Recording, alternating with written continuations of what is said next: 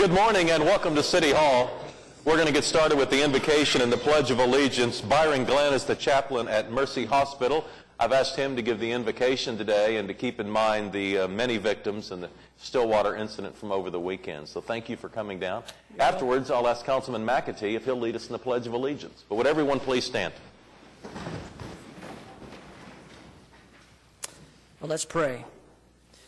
Gracious Lord, before we begin this assembly, we pause to remember and pray for the victims, their families, and the OSU students who suffered last Saturday in Stillwater.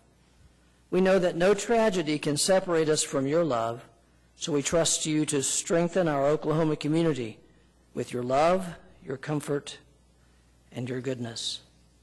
And now, dear God, we bow our heads in recognition of your loving leadership and authority over us as our supreme ruler. Likewise, we recognize and are grateful for the good works of our elected officials gathered here this day. Enable them, O Lord, to remain true to their individual convictions, yet also to strive to work together for the good of all citizens of this city. Grant them insight to be wise managers of our city's resources. Give them foresight as they work to build a strong and lasting city which will benefit our future citizens. Should their negotiations bog down, remind them, our Father, they will accomplish more by cooperation. Align their purposes as they pursue the common values of truth, justice, freedom, and equality of opportunity for their constituents. Even more, may our city council members set a good example for the future generations by their cooperative efforts to enhance the quality of life for all who will live and visit here. God, may your Holy Spirit draw us together, not only in our citizenship, but also in our relationships. May the work of this council help us to truly enjoy the blessings of our friends, our families, and our relationship to you, our God. We ask for your blessings through the holy name of your Son, Jesus. Amen. Amen. Face the flag. Salute. I pledge allegiance to the flag of the United States of America and to the republic for which it stands, one nation, under God, indivisible, with liberty and justice for all.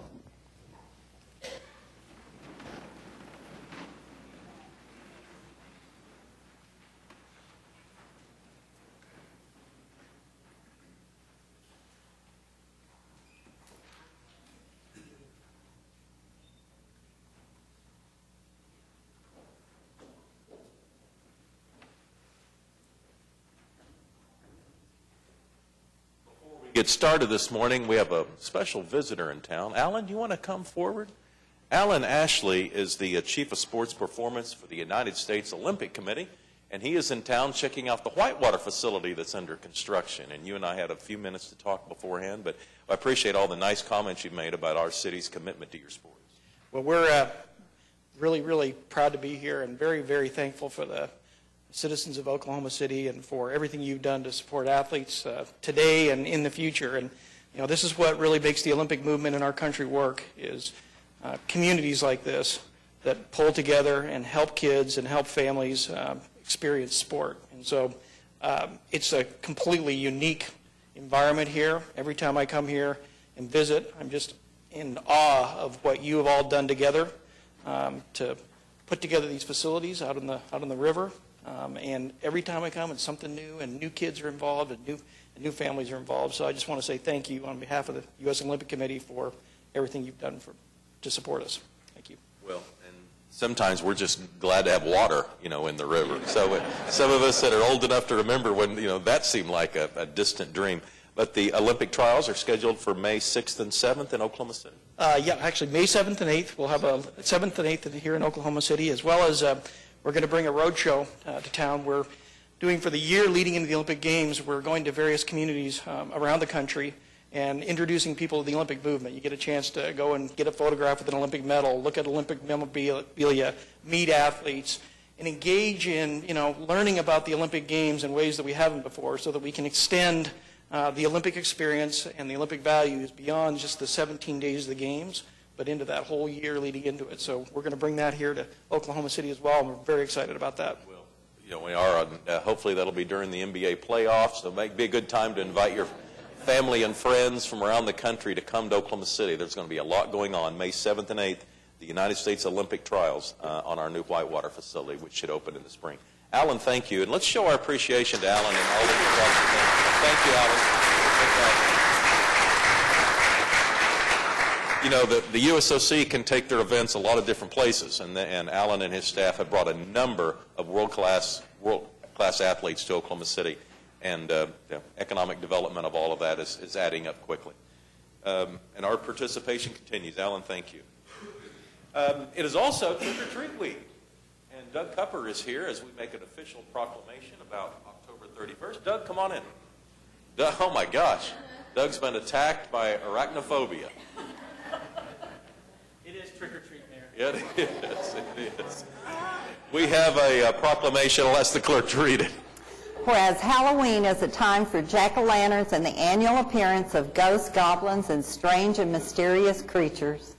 Whereas our city's children celebrate Halloween by dressing in costumes and visiting homes in their neighborhoods to receive traditional holiday treats. The annual Halloween activities provide an opportunity for people in our community to become better acquainted. It is important to our community that children be allowed to enjoy these traditional activities, but that measures be taken to ensure the safety of the children and protect the rights of homeowners. Now, therefore, Mick Cornett, the mayor of the city of Oklahoma City, does hereby proclaim Saturday, October 31st, as Trick or Treat Night in Oklahoma City, and he encourages children and adults to cooperate in limiting the time of activities to the afternoon and early evening hours, that households indicate their willingness to welcome their neighbors by turning on their porch and exterior lights, and that youngsters only call on homes so lighted, and he also asks the cooperation of all citizens, young and old, in making this a happy and safe occasion for all. Let's show our cooperation and appreciation. Trick or Treat Night. Doug, anything you want to add as advice to our citizens this week? Thank you, Mayor. It is a fun night, and we want the children to have as much fun as they possibly can, but we want them to be safe. So, again, if your church is having a trunk and treat, things along those lines, that's a good place to go. The city is doing a trunk and treat itself for its employees and what have you. But if you do go into neighborhoods, again, as the proclamation says, as the mayor points out, take them only to the houses that are well lit, and make sure that if it is unwrapped foods or candies, that you inspect it very closely. We want to make sure everybody stays safe and sound this year. And then if you are driving on that evening, let's watch out for the ghouls and goblins that may dart across the street, and be safe and make sure we have a happy trick-or-treat. Thank you, man. Saturday. Saturday, again, before sundown, is the best time to be out and about. You can see each other, see the neighborhood, compare costumes, and enjoy the evening. But let's make sure it stays safe. We'll all hope the weather cooperates for the kids, too. Thanks, Doug. Really appreciate it. Let's show our appreciation to Doug and his staff. Well, they've done. Thanks. Awesome. Like E.T. All right. We also do a lot of fall cleanup work around the city. I think Oklahoma City has come so far on beautification. Our coordinating agency is Oklahoma City Beautiful. They do such a great job of really one of the hardest parts of the effort, and that is the coordination with all of the people that want to do something.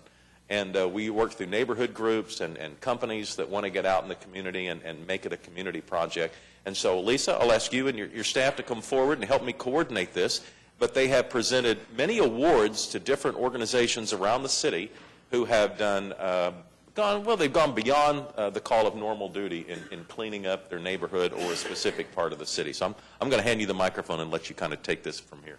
Okay, we are just thrilled to work with Oklahoma City and Parks Department to get wonderful volunteers out every year to adopt. We have over 56 parks adopted. We have some available if you would like to join us. And we just help pick up the trash. A lot of our adopters do some landscape work, anything just to help keep our parks clean and help out the city budget with a little bit of help for cleaning. And so we are thrilled to be here today to honor the best of the best. All right.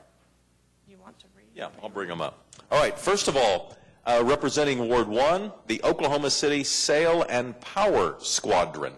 And attending today, Steve and Glenda Bryant, Ron Huff, Bob Lubin, Peggy Anglin, Mike Ellis, Jason Ellis, and Karen Rosler. Come on up. Let's show our congratulations to this group. And, okay. All right. So who gets to take home the trophy? We are commander. All right. Well, congratulations and thanks for all this. There you go. Thank you. Yeah, let's show our appreciation. Thank you all. Put that in your neighborhood newsletter. Yeah. Get even a bigger crowd next year. Thanks for what you do. Yeah. We didn't meet the young man there. Run over. This is Jacob. Hey, Jacob. Ellis. Oh, man. That's okay. It'll get better, man. All right. Thanks. All right. Thank you, guys. All right. Representing Ward 2, Crown Heights and Edgemere Heights Homeowners Association, Sharon Reeves, Dorothy Thadani, and John Joyce. Come on in. Whoever's here, come on up.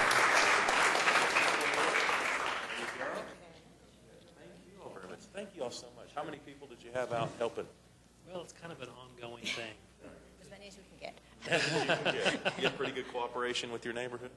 Very good, very good. It's well known around the community, so thank you all very much. Let's show our appreciation again.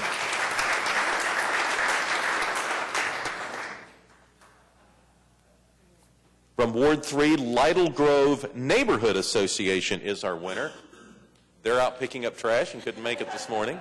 But in absentia, let's show a round of applause for Ward 3's efforts. Ward 4, we just can't get enough positive things coming to us from Boeing. Boeing has several employees that are here. Come on up, guys. They have been cleaning up the area around Lake Stanley Draper, which is not far from the Boeing headquarters. Gives me a chance to remind people that Boeing is committed to heading toward 3,000 employees by next summer. And many of these jobs coming to us from the West Coast and California and Seattle. And so we just love that you all have landed so safely, so to speak, in Oklahoma City and continue to do great things. And to get your employees out and about in the community, make them part of making Oklahoma City a better place, you have committed to picking up trash in your part of the city. So thank you for what you're doing. And as part of our appreciation, we have our Adopt a Park program. All right, you bet. Thank you very much. Let's show our appreciation to Boeing. Thanks. Thank you very much. Thanks very much. Thank you. Good to see you all. Thank you. You bet. Thank you. Thanks. Thanks for what you're doing. All right. In Ward 6, the Miller Neighborhood Association. And Bruce Hall is here representing the Miller neighborhood. Let's show our appreciation to Bruce and all his neighbors. How many people do you have in the Miller neighborhood working on this? Well, we're like Edgemere. We have constant, ongoing things every month. So Yeah. we have several people that when they walk their dogs, they also pick up trash. So There you good go. thing. Well, a trash picking up tip from the Miller all neighborhood. you need is a doggy station, and they will come. Well, here's your award and a small token of our appreciation for what you're doing. Thank you very much. Thank you, Betsy City. Ward 7, the Lincoln Terrace Neighborhood Association. Karen Pettit, Bree Dorr, Simonia, Meredith and Andrew Byford, and Mark Smith. Come on up. We lost it. Okay. They go pick up trash. I get it. We've got an award that shows a token of our appreciation. Of course, Lincoln Terrace is the area around the state capitol building, a very high-profile area for our visitors. So everything you do in beautification in that area makes us all look good. So thank you for your work, and pass along our appreciation to your citizens. All right, thank you. And, many of these I've seen up here before in annual events, but I don't know that we've seen anybody as often up here as the Surrey Hills Home and Garden Club. So Surrey Hills, come on up. These ladies represent a very active organization in far west and north Oklahoma City, and they've been at it for a long, long time. Nancy Atha, Jim and Mary Garrett, Joyce Gage, and Jerry Urban are the names we have here. But thank you all for your work. Well, you should be very... You should feel good about it, but your neighborhood is well known for being well organized, and it doesn't surprise me that Surrey Hills is doing so well on beautification. You should be. Thank you very much. I accept this on behalf of the Garden Club, but also on behalf of the community, because without the support of the community, we couldn't do what we do. You're absolutely right. Thank you very much. Thanks.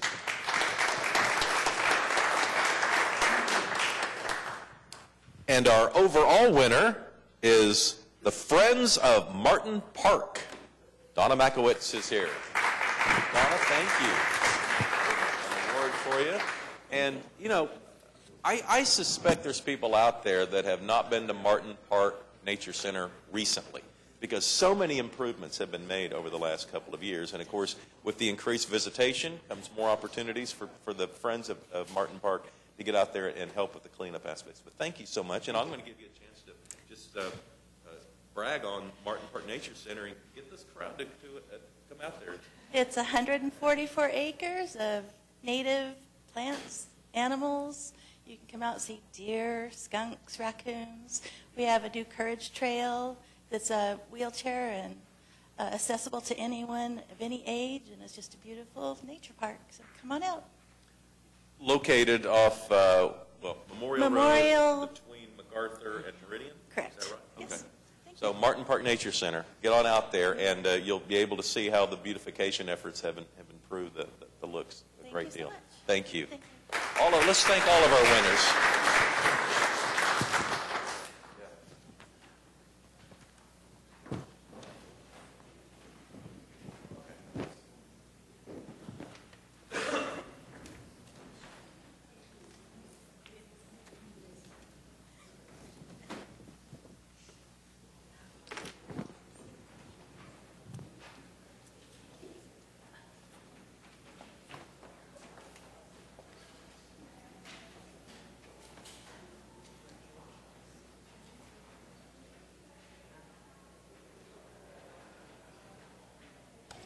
We're on item 3 of the council agenda. I'll look for a motion on the 2 appointments. All right, cast your votes on item 3. Passes unanimously. Item 4 is the Journal of Council Proceedings. 4A is to receive the journal for October 13th. 4B is to approve the journal for September 29th. Any comments or questions on the journal? All right, cast your votes. It passes unanimously. And item 5 is request for uncontested continuances. Mayor, just a couple this morning. On page 21, under item 9H1, item A, 1415 East Euclid, we ask that that be stricken. The owner has secured. Item I, 2320 Northwest 39th Street, we ask that that be stricken. The owner has secured. And then down on 9I1, again, item C, 1415 North Euclid, we ask that that be stricken. The owner secured. And item J, 2320 Northwest 39th Street, we ask that that be stricken. Again, the owner has secured. Any other requests for uncontested continuances? All right, item 6 is revocable permits, and we have 4 to deal with today. The first is from the Capitol Hill Main Street, Inc., who is asking to host the Haunt the Hill effort on Southwest 25th Street in Capitol Hill. Is anybody here representing that organization today? All right, Pete, you want to make a motion on this? I'd move approval. All right, cast your votes on 6A. It passes unanimously. Item 6B is a revocable right-of-way permit from OKC Events and Entertainment to host the OKC Halloween Parade and Costume Party, which will be on Broadway, very near Automobile Alley. Is there anyone here representing this event? Oh, there's Mike McAuliffe. Mike. Good morning, Mayor and Council. We'd like to, of course, thank the city staff that helps us coordinate this event, Automobile Alley, which is a sponsor of the event. This is the 9th year we've had a Halloween parade, and we had a good turnout last year, about 10,000 people. It's a free family holiday event sponsored by Air Comfort Solutions.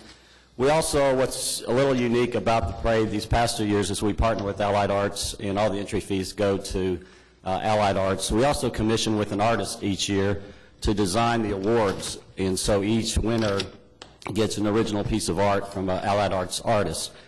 Also new this year is the YMCA is having a kids zone prior to the parade with face painting, etc., as of course they are part of Automobile Alley. there at 4th and Broadway. And our feature attraction, the parade starts at 7 o'clock, starts at about 11th and Broadway and goes to 4th and Broadway.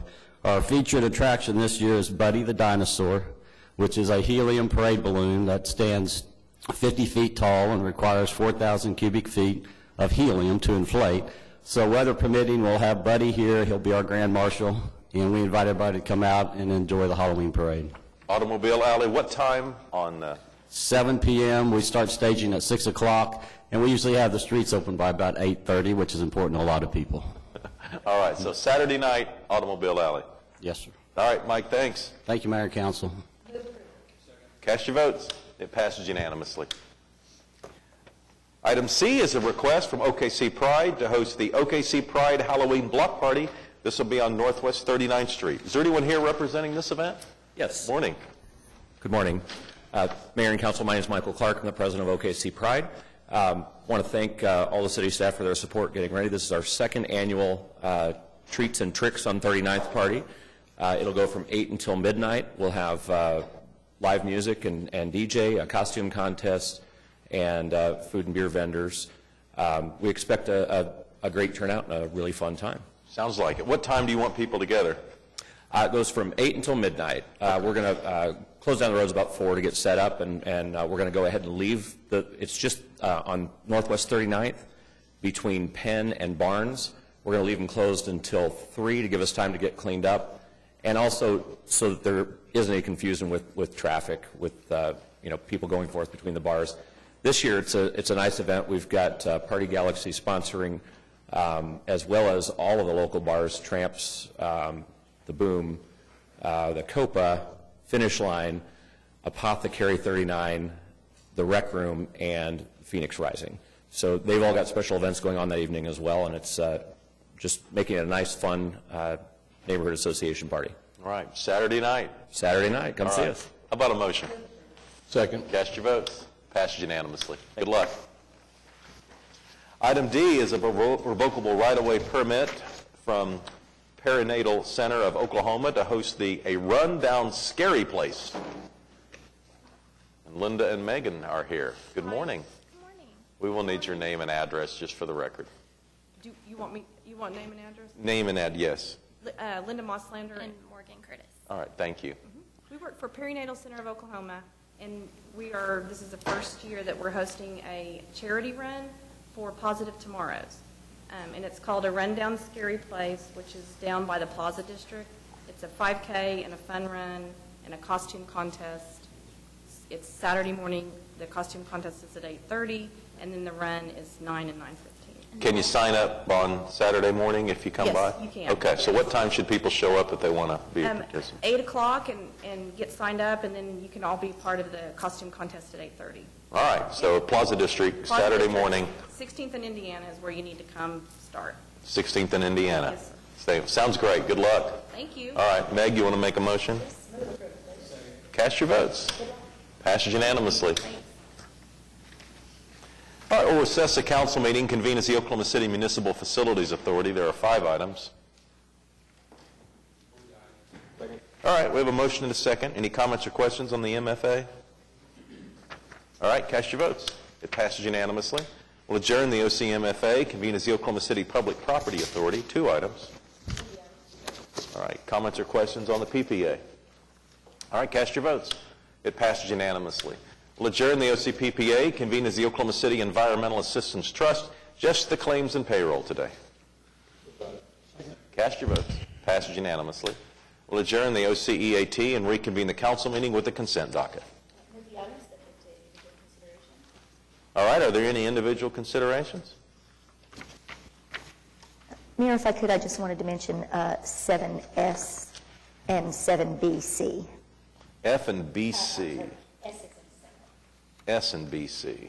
All right. All right, Meg, go ahead and jump in.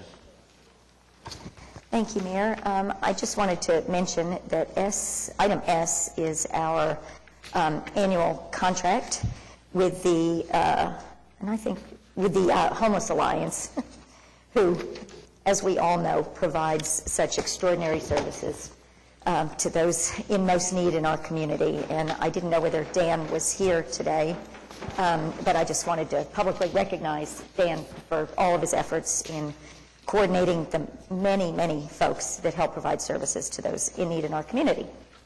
I don't think everybody realizes that you and Pete White and Sam Bowman were really drivers behind getting that put to bed, or get that up and running and getting that project off the ground. Well, and our staff, who was incredibly creative and helpful as we were able to receive some of the stimulus dollars a number of years ago. We would not have had the funds available to create that shelter. You know, we're still working on it, but it's become sort of a model. I mean, we're having people from other communities come in and look at it because it seems to be a best practice worth duplicating in other places. So. Well, and we certainly know that providing housing is one of the most critical issues, and they've just opened their 20-unit semi-permanent housing facility on the campus itself, which is a huge accomplishment. The second item, 7BC, is it's a very simple matter. It's some funding for some ADA ramps and some sidewalks. And I just wanted to make a brief comment about personal experience with ramps these days. And they're hard. They're hard to get around. They're steep. And I spoke to Eric a little earlier. You know, we've come so far with Project 180 and all of the accessibility downtown. But it still is complicated. And so as we're designing these projects, I want people to think, you know, about the full scope of people that might use them. You know, some folks are large and strong, and other people are smaller. And I think about, you know, kids trying to push themselves up these little ramps. I did a couple of wheelies the other day, and it doesn't feel very comfortable in a wheelchair. So I just want to be really cognizant. We've come a giant way, and thanks to Pam Henry and so many of your folks on the Mayor's Disability Committee, I know we're making progress, but just until you have a personal experience, perhaps you don't have a chance to really see how complicated getting around can be. So I'm grateful for the city, but let's keep our eyes open to do as much more as we can. Okay. Any other comments on the consent docket? All right, cast your votes. It passes unanimously. Item 8 is the concurrence docket. All right. Any comments or individual considerations on the consent docket? Concurrence docket, I mean. All right, we have a motion and a second. Cast your votes. It passes unanimously. That moves us to item 9, which is items that require a separate vote. We'll start with a couple of zoning cases. The first is in Ward 7 at 13236 Northeastern Avenue. It's currently R1 single family, and it would become a new simplified plan unit development if it passes. John? All right, thank you, Mr. Mayor. Madam Clerk, has anyone signed up? No one has signed up. This item did pass the Planning Commission on September the 10th. The Planning Commission did recommend approval. So with that said, I move for approval. I'm just looking at the map there. Where is this, John? The Eastern? I don't see a cross street on there. I believe the cross street would be almost Edmond. The cross street will... Okay, yeah, it's north of the Turnpike, isn't it? Yeah, yes. Okay, way up there. Okay, looks like a good project. So it's between the Turnpike and Memorial Road. Okay. And we have a motion and a second. Any comments or questions from anyone on this item? We're getting ready to vote on item 9A. All right, cast your votes. It passes unanimously. Item 9B is also it for final hearing today. We have a few people that have signed up to speak. It's a zoning issue in Ward 3 at 10101 Southwest 59th Street. It's currently AA agricultural, and it would be a new plan unit development if passed. Larry? Thank you, Your Honor. Yes, we do have some people that have signed up. The applicant is present. What I'd like to do is allow the applicant to present what the PUD is intended to do and some of the background, and then call the people who have signed up to come up and speak after he makes his presentation. Good morning, Mr. Mayor, members of the council. David Box, 522 Colcord Drive. I'm here today on behalf of the developer, who's also with us today, Gary Owens, as well as Mark Grubbs, who's a civil engineer for this project. This is a 80-acre PUD on Southwest 59th, just west of Morgan. And what we have is a PUD that would allow this to be developed in a mix of half-acre lots and 1-acre lots. When we originally filed this PUD, we had all half-acre lots. but we had several meetings with the neighbors.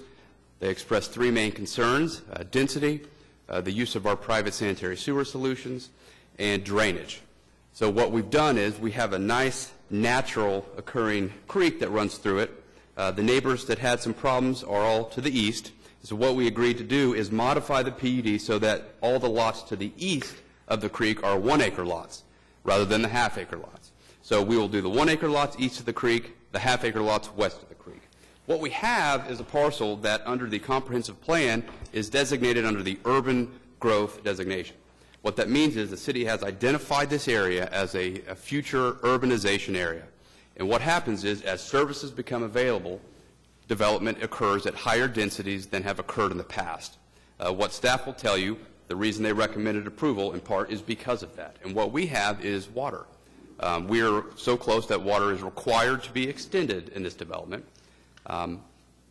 Because of the urbanization that is planned for this area, the city has requested that the line be oversized to serve this development, to also serve future development to the north and the west. So the line will be oversized, but sewer is not accessible. We can't access it. It's too far away. And so what you see is you see densities that higher than what we've seen in the past, but not the 6,000 square foot lots that you might see if you have both sewer and water. So with the water, what we've proposed is the 1 acre lots, the half acre lots. The next issue was the aerobic system. So without sewer, we have to find a way to dispose of our waste. And so what you can do is you can either do septic systems with lateral lines, or you can do aerobic systems. Most soil in Oklahoma will not perk, which is what is required for a septic system with lateral lines. We are willing to try, and we came to an agreement yesterday with the neighbors that all those 1 acre lots to the east, we will certainly try to install the septic with lateral lines, but it all comes down to DEQ and whether or not they will permit it based on the perk rate of the soil. So if not, we will have to install the aerobic systems. Now, DEQ regulates those. They are permitted on half acre lots. They are common through the city. They're common throughout the state of Oklahoma when you have water. And so what we are proposing is a means that is certainly legally permissible, is regulated through the state Oklahoma Department of Environmental Quality, and is a fantastic solution to provide on-site private sanitary sewer when you don't have public sewer. The other issue is drainage. This area of the city has been pounded with 500-year rain events several times, obviously more than once every 500 years, as I think Councilman White noted. And so we're in an area that, even though those things have occurred, this basin does not require detention. We are, however, going to provide a detention pond. It'll be about 5 to 6 acres, and our engineer is confident that that will provide some relief. Obviously, state law does not permit us to put out more water than the historic rate of release. And so that, with this 5 to 6 acre detention pond, we're confident that that will help. We have modified the PUD in several other ways. The folks to the east have no sewer or water. What we are willing to do and have designed and drafted into our PUD is we will install our water line on the eastern portion of our site so that it is stubbed, that if any of those neighbors want to tap into the city water, they'll be able to do so fairly easily by those stubs that we're providing. Additionally, we offered the neighbors to the east are served by a gravel road that's private. What we had initially offered to do is, instead of building our own road so that there's 2 roads here, we would, at our cost, construct their gravel road, pave it to city standards. Obviously, that would be dedicated to the city. The neighbors did not want that. They wanted to maintain their private gravel road, and that's fine with us, but that was an offer that we made. Again, I talked about the detention, and we're agreeing to provide the sidewalks along the arterial on Southwest 59th, as the staff had requested. This is coming to you with the recommendation for denial. The basis for the denial, in large part, was due to 2 things. The aerobic system. There are members on the Planning Commission that don't like the ability to use those. But as we tried to argue then, if a developer is intending to use a means that is legally permissible, he should be able to do so. I don't think that's a grounds by which to deny a zoning application, especially considering they're used throughout this city. And the other is the density. And as staff will tell you, and as they recommended approval, the density is certainly appropriate based on the comp plan designation and the availability of the city services, that being water. With that, I'd be happy to answer any questions that the council may have. I have one. Aerobic system is approved by the DEQ? Yes, sir. We actually have to go get a permit from the DEQ. The PUD that we have in front of us doesn't delineate the one tract being a minimum lot size of 1 acre and another one being minimum size of a half acre. Is that something we're going to have to amend before, or is it? Yeah, tell me how that works. Yeah, so great question. That was done, I guess, kind of later, and so we have submitted that to city staff. The city clerk's office does have that revised PUD that states, and that's going to be tract 1, and it's item 8.1.1A, minimum lot size shall be 1 acre, 43,560 square feet on the east side of the creek. All right. David, we may need you again, but you can go ahead and sit down for now. I have a question about the road. You said that the neighborhood wants a gravel road and not a city-maintained road. Did I understand that right? That is correct. Okay. Larry, you want me to call up the people that have signed up? Yes, call up the people that have. All right, Trevisa Provine.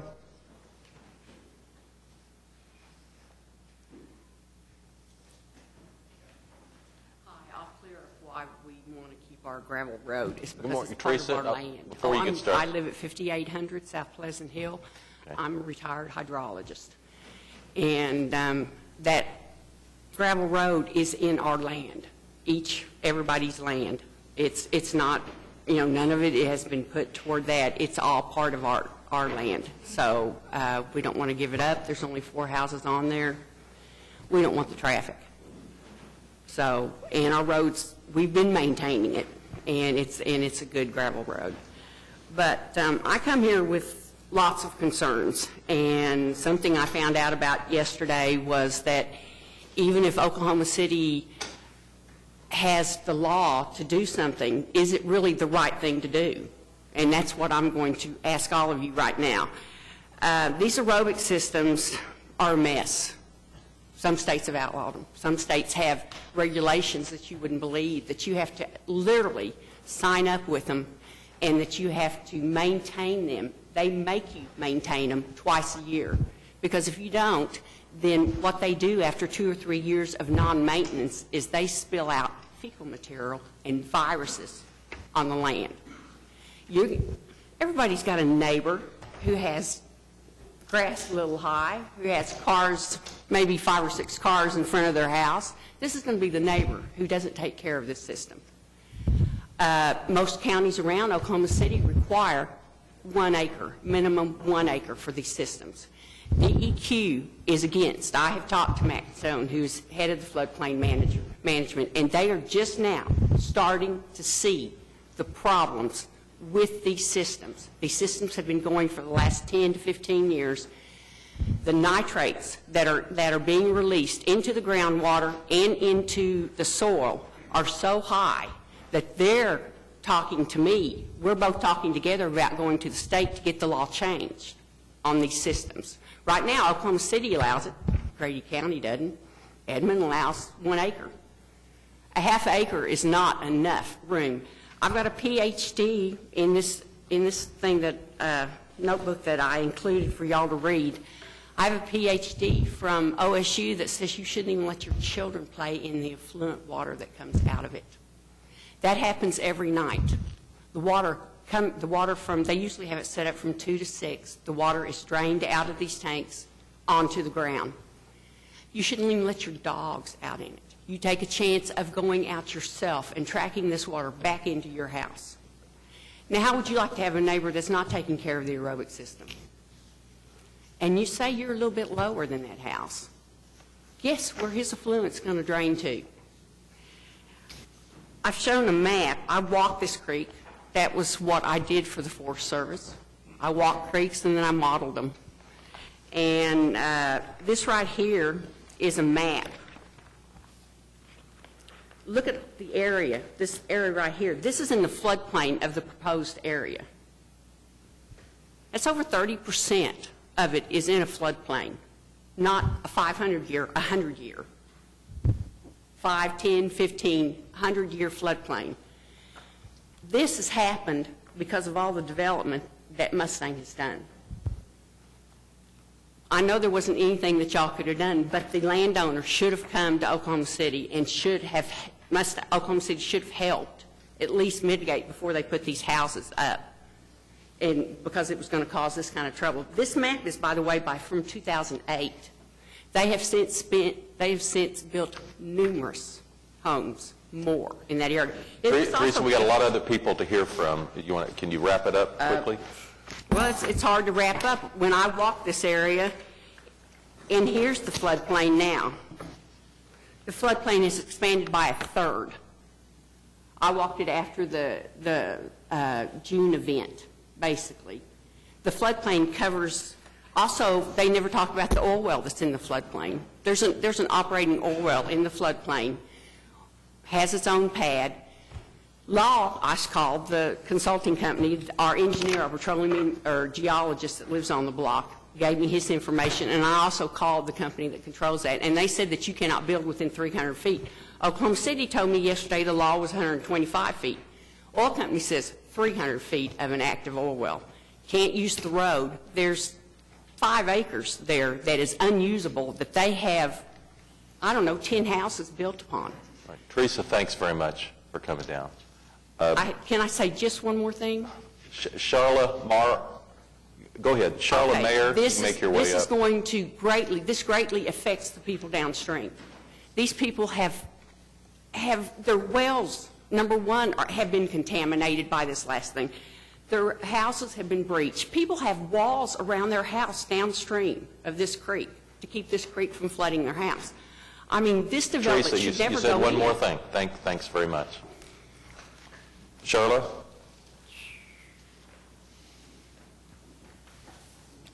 I am Charla Mayer. I live at 5401 South Morgan Road.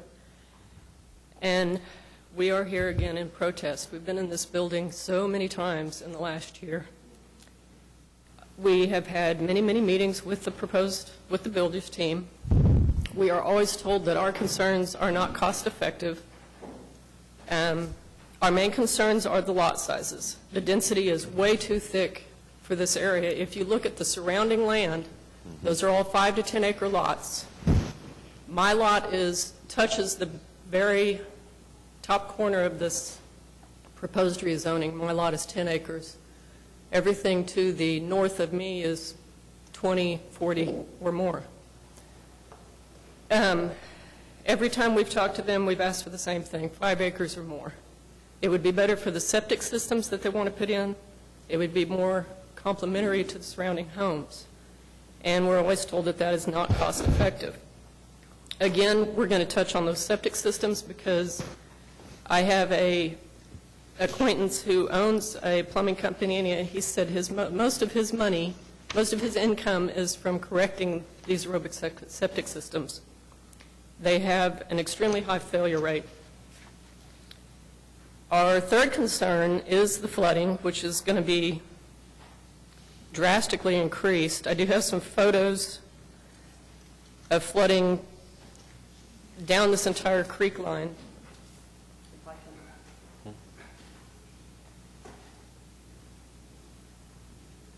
We moved into our home 5 years ago, and we had no knowledge of what these creeks will do when we have a rainy season until we had our first rainy season. We have rebuilt our south fence line, which is the one that touches that acreage. We have rebuilt that fence line at least 3 times. Because of all of the progress to the south of it, every time it rains, it picks up all the debris in everybody's backyards that are along that creek line, and it washes it downstream. And because we're on acreages, we have fences. The fences catch all the debris, tears the fences out. Again, we met with these people several times, and they have made some changes, but they haven't made the changes that we've asked for. Okay. We really feel that the density is the biggest issue. It is not complementary to the surrounding homes. Thanks, Teresa. Thank you. Charlotte. Gary Jones.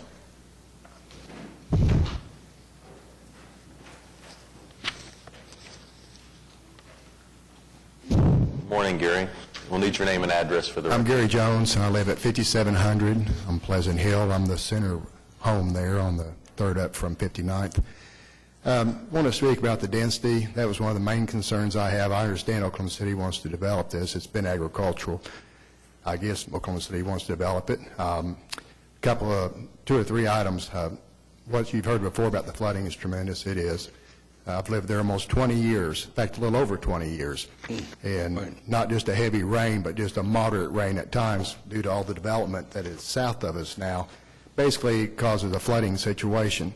Any runoff from this additional is going to have to be taken care of, or we're going to have a worse problem we do now. As far as debris, yes, we get telephone poles, stockade fence, you name it in there. Anything that goes in there ends up in our properties.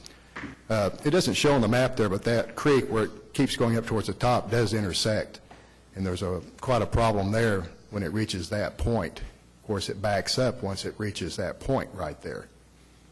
So that is a concern, because, I mean, it's a tremendous amount of water. The other thing is, we're all on wells. These are quicksand wells. I don't know how much information you guys have on what the wells are like out there. Most of them, about 60 foot. They pick up the water through a quicksand strata. We're fed off the creek. So we're concerned about what goes in that creek. The runoff from this other side, when it backs up, is going to fill into the creek as it comes to a stagnant stop, and then we're going to be drinking that. There's another issue as far as where Pleasant Hill is. It's right on the hill. We have a high traffic load due to the new school that was placed east of us there, 59th being a two-lane road. The hill is right there at Pleasant Hill, and the visibility coming from the west is highly restricted. Where they would put a road on that side to provide access and not, pose a great hazard to people either exiting or entering, I don't know. There's not much of an opportunity because it'd be a blind spot.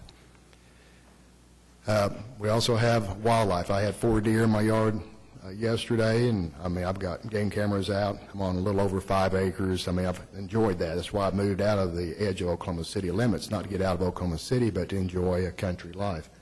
Of course, I understand we have developed tremendously, but there's a huge amount of wildlife in that area there, which will be displaced. And, we talked this morning, we're giving awards for, wildlife areas and stuff, and yet we're going to displace this wildlife. I'm like, most everybody would enjoy seeing wild turkeys or deer in their yard. We're in a city environment. It's quite a, blessing to get to see a little wildlife once in a while. But that's about all I have to say. I do appreciate you hearing my concerns. All right. Gary, thank you.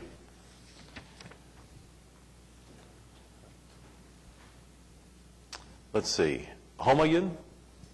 Did I pronounce it correctly? Okay. We appreciate your attendance today. Justin Owens? Okay. And Gary Owens? Okay. Ready to speak if needed?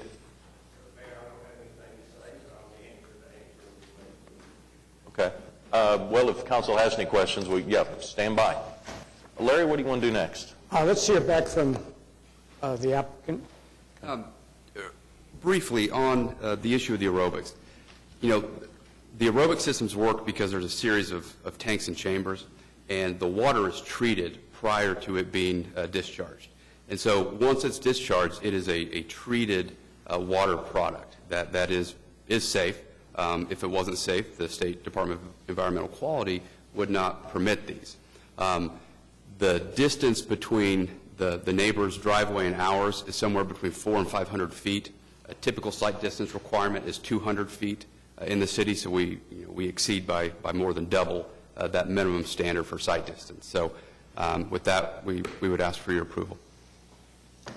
David, have you met with DEQ? Because I'm concerned with the commentary that if DEQ is actually, looking at this and considering changing state law to allow this. I don't believe that they're looking at changing the state law. They are permitted. They are used throughout this city, throughout the state.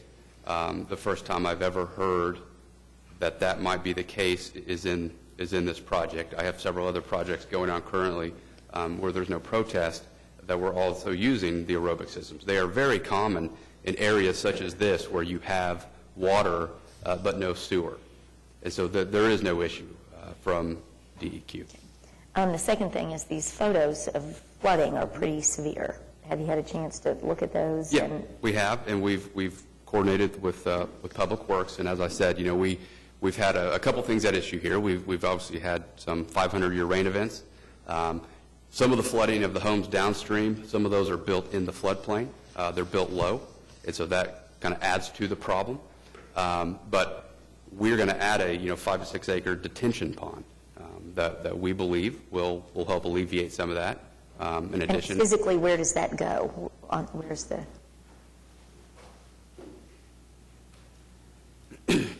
If you can see the hashed line, so it goes to the north of the creek. This whole area will be a detention pond.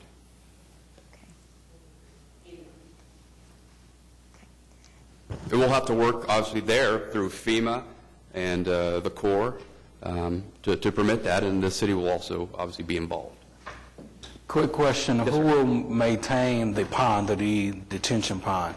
Great question. The HOA will maintain that. So the HOA, in their policies, it will state that? Yes. In fact, I believe the PUD says that all common areas, which this will be a common area, must be maintained by the HOA. So, Eric, do we have experience with lots of other developments that use this type of septic system? I'm not sure I'm the right one to comment on the septic. I can definitely answer any drainage questions, though. So. Okay. All right. So, are you? Well, while you're up there, can you tell us a little bit about this detention pond and your thoughts on it, please, Eric? So as we've reviewed the preliminary documents, which is the PUD, I guess the one comment that I would say is that there's a lot of engineering documents that have not yet been submitted for review and approval. So we're at a very early phase in this PUD process. There's the platting process that would be underway. There would be drainage studies submitted. There would be formal plans submitted for any paving or other public improvements. And so we're not to that point yet. So as we look at this as a proposed site, as a proposed development, we have looked at the requirements. Detention's not required at this location, although there's an agreement from the developer to provide detention. We'll look at that study and that plan when it comes in.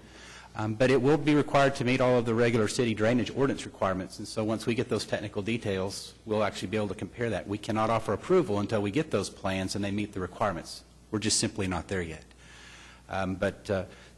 The creek is private. It's not a public creek, so it's not under public maintenance at this point. So I think the comments regarding the maintenance, it is going to be up to the property owners or the HOA to maintain that. There is a lot of floodplain in the area, and I think the other comment that I would make is we do develop in the floodplain. We do not develop in the floodway. So the city restricts development in floodways in all areas of the city.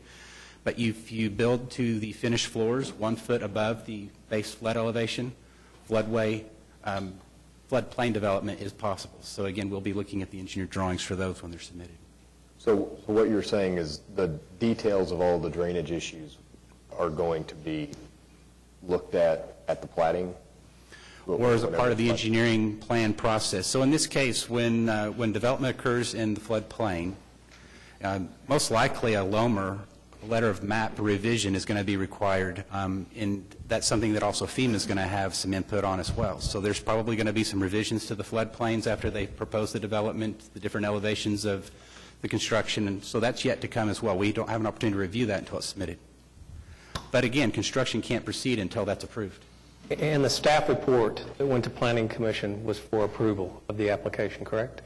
For the PUD is what is on the agenda today. Yes, when went before the Planning Commission. From a Public Works engineering review perspective, we're in agreement with the PUD as it stands today. You know, my experience in a lot of rural developments has to do with something the lady raised about the hydrology, and that has to do with long-term maintenance. Although I've seen many more examples of private road agreements fail than I have anything else. So that was the basis of my question. You made the point, the lady made the point that what if somebody doesn't maintain their aerobic system? Well, representing an area that's probably 85% in terms of land area rural, I've seen the road problem many more times more often than I have anything else, where one person bails on the road agreement, and then everybody's stuck with trying to do it, and then the second person does it, and then the third person does it, and the road is what is the big problem at least in southeast Oklahoma City. Since this is a PUD, it seems to me that you might be able to incorporate into the HOA some kind of a required maintenance requirement on the aerobic systems, if that's problematic. I mean, people are going to have to maintain the system for it to work. I think placing something in the PUD that said the PUD could enforce their failure to do it might solve that problem. Frankly, I've got 2 or 3 developments, and I don't have those kind of problems. But I see that it could become a problem if somebody didn't do the maintenance. Yeah, and we're happy to amend the PUD to state that, all lots that utilize the aerobic system shall maintain in conformance with the DEQ regulations. To me, the bigger problem is the water problem. Some of you have listened to my concerns about how often 500-year floods can happen, and they not be considered 500-year floods anymore. I think the opportunity to do the detention facility may solve that. The detention is good. The water at that point flows from south to north. Is that right?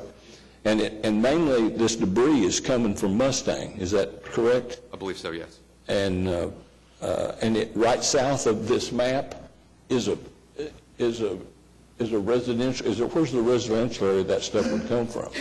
Immediately south. Okay. Well, you're going to have a pretty robust maintenance program if we have another rain like that to clean that mess up that comes out of Mustang, not the mess that's created by the water that rains here, but the water that rains on you south. Correct.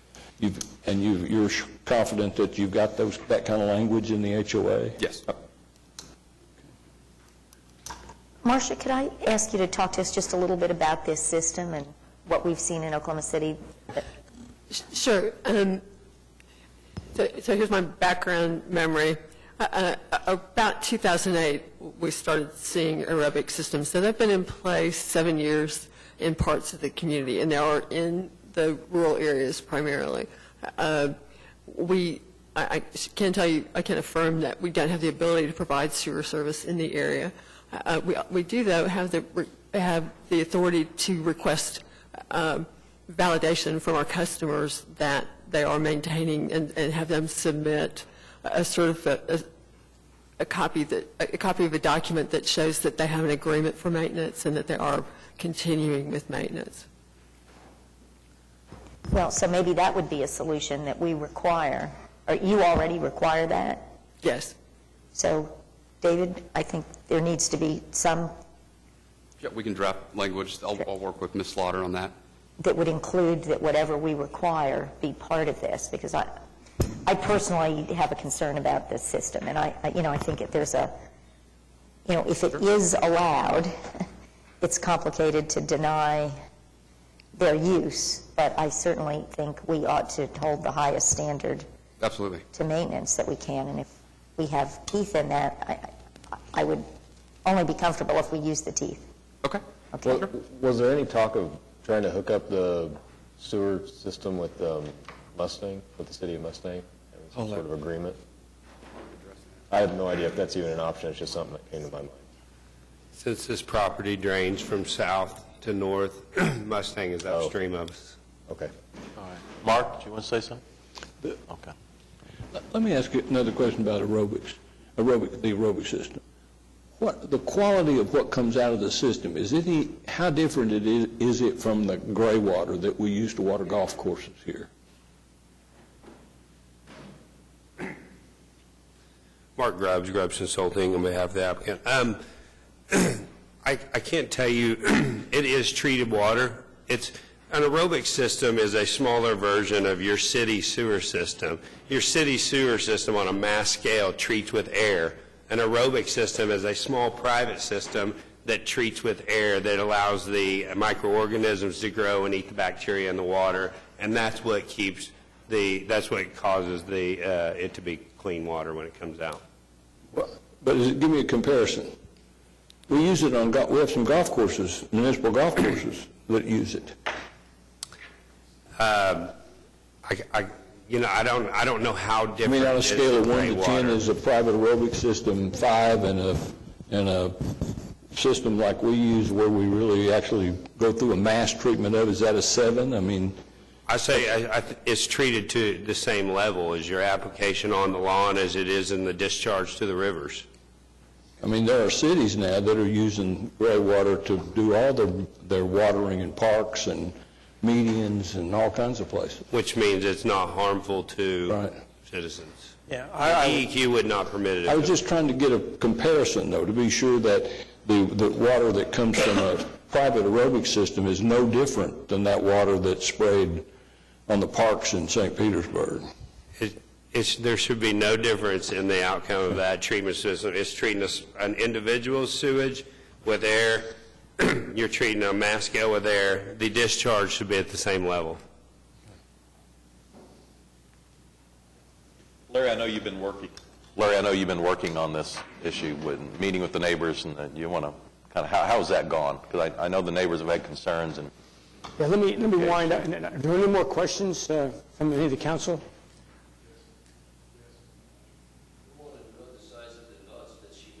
Well, come on up. I know you declined to speak earlier, but we can hear from you now if you'd like. Need your name and address for the record. Humayun Ahmadi Radari, 5400 Pleasant Hill Road. Okay.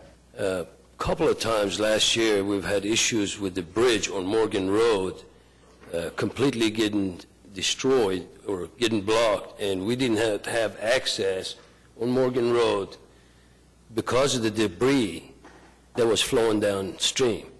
Now, what's going to happen with all those homes going in there with the size Where is the bridge? Is it? Bridge is just north of those, Okay. see, it'd be at 44th Street, Okay. where the two creeks come together. So 24th Street's what, 35 blocks? 44th Street. 44th Street, so a mile away. Southwest 44th. Okay. Okay, and lot sizes that they were mentioning, that they use the aerobic system, what size lot are they that she was referring to?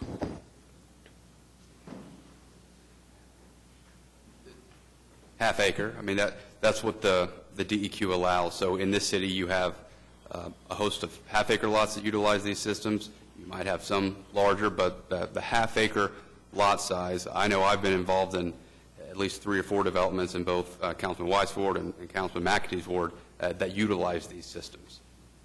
So is that the minimum requirement? The half-acre is the minimum requirement for DEQ to permit the aerobic systems. Thank you. Thank you. Larry, you want to? Yeah, let me wrap it up. This has been going on, as the protesters and the applicant has said, for a number of months. There have been a number of meetings. It was brought before the Planning Commission. The Planning Commission, basically over the question of the aerobic system, denied it. Then there was a meeting held yesterday here at City Hall. The applicant was here. The city staff of the departments that were impacted and involved in this were all present. Planning, Public Works, who else was here? Legal and Traffic were here and looked at this. There was good discussion back and forth. There was a couple of minor concessions made at that meeting. Some of the other concessions have been made earlier. With respect to the drainage, I think it's important to note that our staff report, when it was originally prepared and was authenticated again yesterday, does not require any detention on this particular site. And the applicant has agreed to apply and install detention on this pond, which should be a positive impact over the flooding that is occurring around the area. Is it going to stop water coming from Mustang? No. The option of the detention is to make sure that this site does not produce any more runoff than is currently being done, and that is in the PUD. So that's the situation addressing that. We've had 2 suggestions, very good suggestions from council over the aerobic system. One of them was to require in the homeowner's agreement that maintenance of their septic system was the responsibility of the homeowner, and it would be required. Am I correct in that, David? Correct. Okay. And then there was a second thing that Marcia Slaughter brought up, that the homeowner has to submit a certificate to the city showing that they do have a functioning aerobic system, and that needs to be a part of the PUD also, which should address the question of the PUD, the aerobic system. Now, here's the other situation we're in. We have to make sure that what we do is in conformance with the legal restrictions that are in effect right now. And Kenny, as we're talking right now, do I have, as a councilman, the authority to go against the legal opinions that if this is legal, don't I have to kind of accept that for right now? If it's a legal septic system, then you really just have to accept that. We couldn't win in district court based on an objection that they're proposing to use that septic system if it's legally permitted. Okay, so that's the other dimension here. With everything being said, I think I have the obligation. Unfortunately, I have to go against the neighbors. I've heard about the concessions that we're in. I think it's a workable solution. I move for approval. All right. Cast your votes. Passes unanimously. Thank you.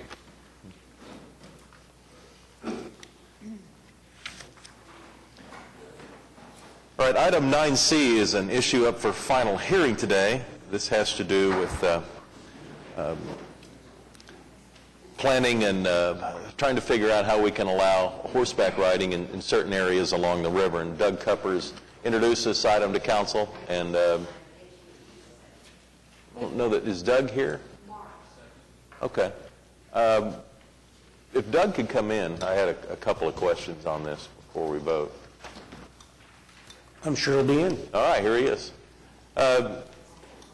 Doug, you know, I was wondering how compatible is the surface of a trail with horse traffic, and are we going to allow the horses to be part of the trail system? Thank you, Your Honor. I apologize for being tardy.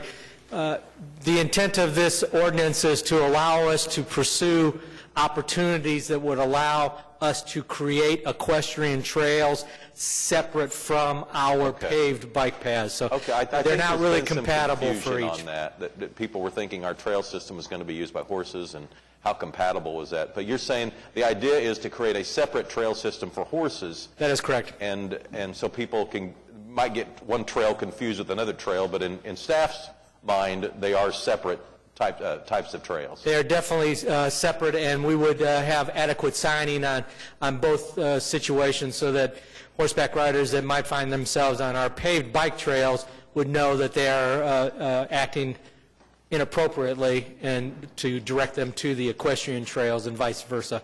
We don't want mountain bikers to think that the equestrian trails are their domain as well. Right. Okay. Thanks for the clarification. Is there a motion on this item? Yes, sir. All right. We're voting on item 9C, and it passes unanimously. Item 9D is also up for final hearing today, and this has to do with the criteria selected for future demolitions. We have a motion. Is there a second? Cast your votes. It passes unanimously. Item 9E comes to us from the Traffic Commission. There are two items. The first is in Ward 6, and this has to do with metered parking on Main Street near Hudson. Meg, you okay with this? Yes, Mayor, I'm fine. This, as you just mentioned, has to do with the perimeter of the 499 Sheridan site during the construction period. I would move approval. All right, cast your votes. It passes unanimously. And item 9E2 is a parking issue in Ward 8. It's up near 187th and May. Mark? I'd move the item for approval. All right, cast your votes here on 9E2, and it passes unanimously. Item 9F is an item being introduced today, and city staff going to tell us more about this? Cindy Richard is going to explain that to us as she's coming forward.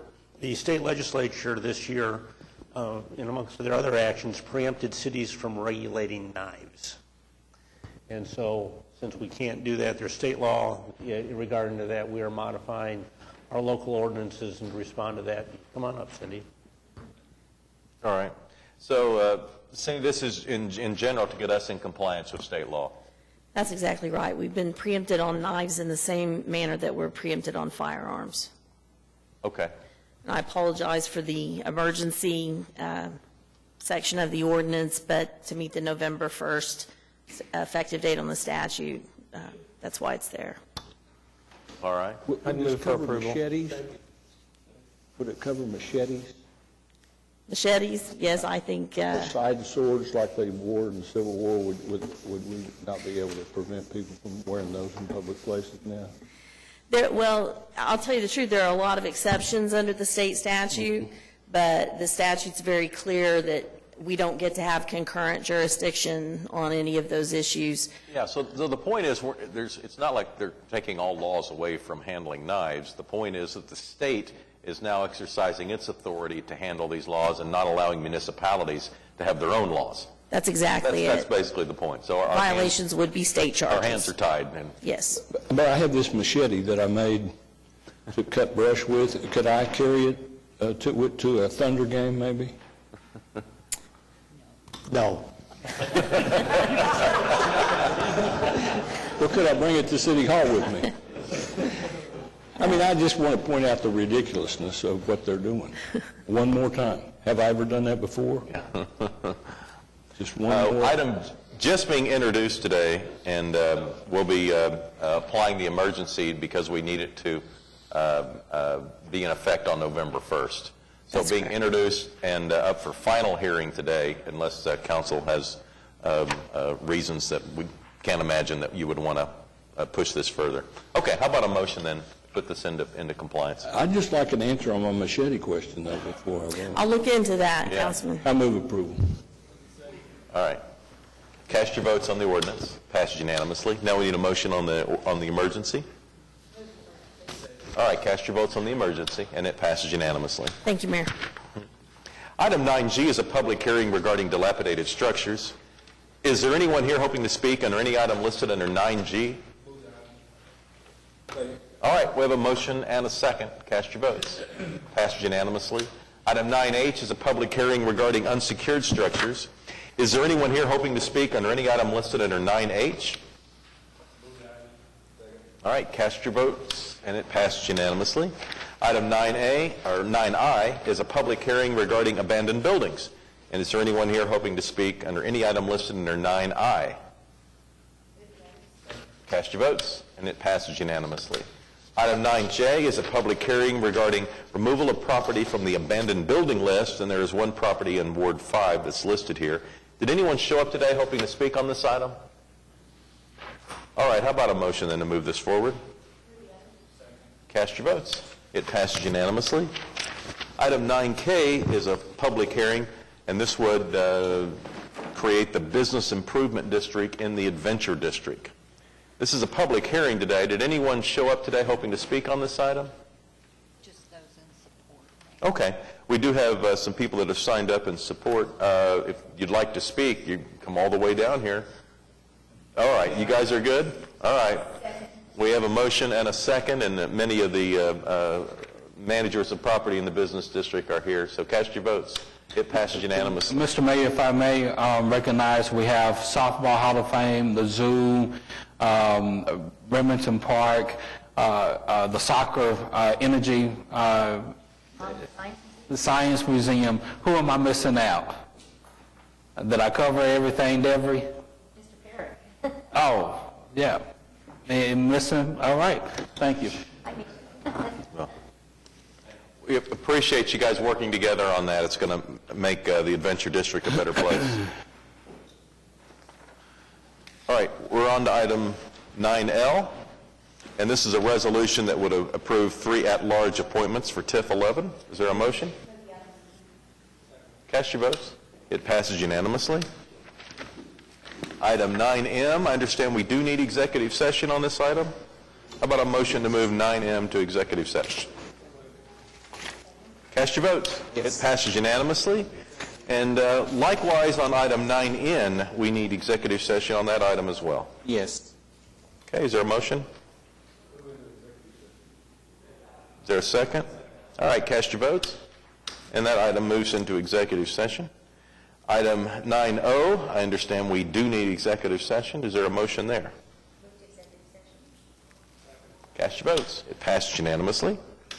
And item 9P would represent a bargaining agreement with the firefighters. Jim, the negotiations concluded successfully? Been concluded, and it's been adopted by IAFF. Fantastic. Glad to hear it. And we have a motion and a second. All right, cast your votes. It passes unanimously. Item 9Q is claims recommended for denial. We have one person that has signed up to speak, Jolanda Ketron. Good morning. Jolanda, could we get your name and address for the record, please?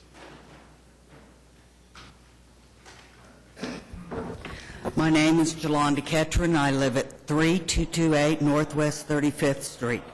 I am here concerning the easement on my property. The definition of easement is the right to use the real property of another for a specific purpose. The easement itself is real property interest, but legal title of the underlying land is retained by the original owner for all purpose. Easements can be created by a deed to be recorded just like the real property interest. The continuation and open use of the non-owner against the rights of the property owner for statutory number of years, or the equity, fairness, including giving the access landlocked piece of property, sometimes called easement of necessity. You'll notice that I have an Exhibit 2, which is the plat for the area out there and my property, and it does show that there is a drainage system and a utilities easement. This information has been communicated to Jared Norris, Raj Krishner, Danny Herrera, and Eric Wanger. Who is responsible for the maintenance? The law is fairly clear about who is the responsibility for maintaining an easement. The person or party using an easement, known as an easement holder, has the duty to maintain it. Easement holders don't become owners of the land attached to their easement, though, and within the limits of actual landowners, retain most rights over it.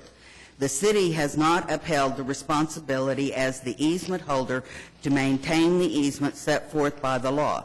Therefore, the lack of attention by the easement holder has created financial burden to the easement owner.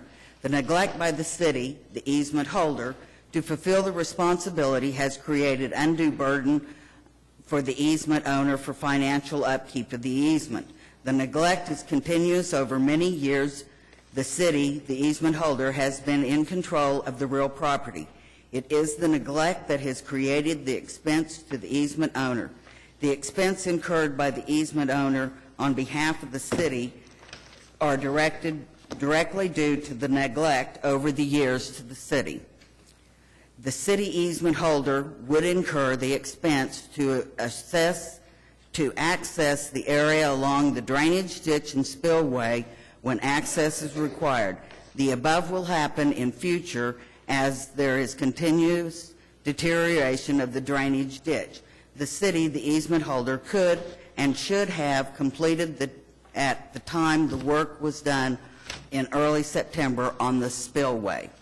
The original easement was recorded on November 1958, which is at the time Will Rogers Morris Addition was built. This easement extends all along the drainage ditch system, and all the homeowners, easement owners, are directly affected by the easement. The easements were recorded in the easement book 1383, page 589, and book 1532, page 448. The city council, or the city's council, did an investigation or a recommendation to deny this. However, I believe, and the other homeowners out there believe, that this area needs to be addressed and communicated to us and taken care of. How did you come up with the damages of $9,290? $9,209. The tree roots from that area that is the responsibility of the easement holders has deteriorated the fence along my property by growing through the slats and across into my property. I have put together bids to have the fence rebuilt and to try to correct more of that issue on the easement. Okay, and that's the amount. You want to give us some information from staff, Tina? The easement for drainage that's back there is a right for us to use it for drainage purposes, but it does not include our maintenance of that property other than for the purposes of the easement. In this case, that's a big concrete drainage channel that runs through there, which is fine. Easement owners still have maintenance responsibility and upkeep for the property, and her property line runs to the channel. So where her fence is on her property. Behind her fence is also her property, and it has not been maintained. The trees that are growing there and all of vegetation there are naturally occurring conditions of the property. The city can't be held liable for damages resulting from naturally occurring conditions of the property, nor do we have any duty to maintain that, nor have we gotten complaints that would have drawn us out there to take a look at it. As far as I can tell, I see only one work order ever in connection with that area. So it's not like we've been called all the time or refused to go. It's just the trees have grown like trees do, next to a stockade fence. The fact that she can't get through her fence to get back there is not a condition that's caused by the city. But that's her property where those trees are. Those are her trees. I see. And the fence that she's describing is on her property, too? Yes, sir. Okay. Does our easement extend to the property where the trees are growing? Drainage easements are always on other people's real property. I am not absolutely certain that the drainage easement runs all the way up to her fence, but there is a drainage channel back That's, I'm just trying to, we have a channel. We have a channel obviously back we there. have an easement there. I was Yes, just trying ma'am. to see if our easement Yes, ma'am. extended to the property. I'm not sure about outside that, but it really doesn't legally make any difference. If you check the plat, you will see that the easement does butt up to my property. There is a concrete barrier around the property where my fence sits. Since 1958, that has been established as the easement for the city.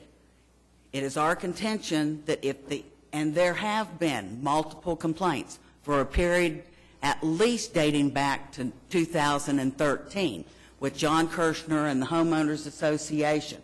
These bills and emails have gone back and forth between Jared Norris, Danny Herrera, Raj, and I don't know if I have his name correct, Kirshner, Ed Winger, and Ed Shadid. Okay. Let me ask you a question about that. Yeah, sure. Who built the concrete base for your fence? It was built by the original builders or developers of this edition.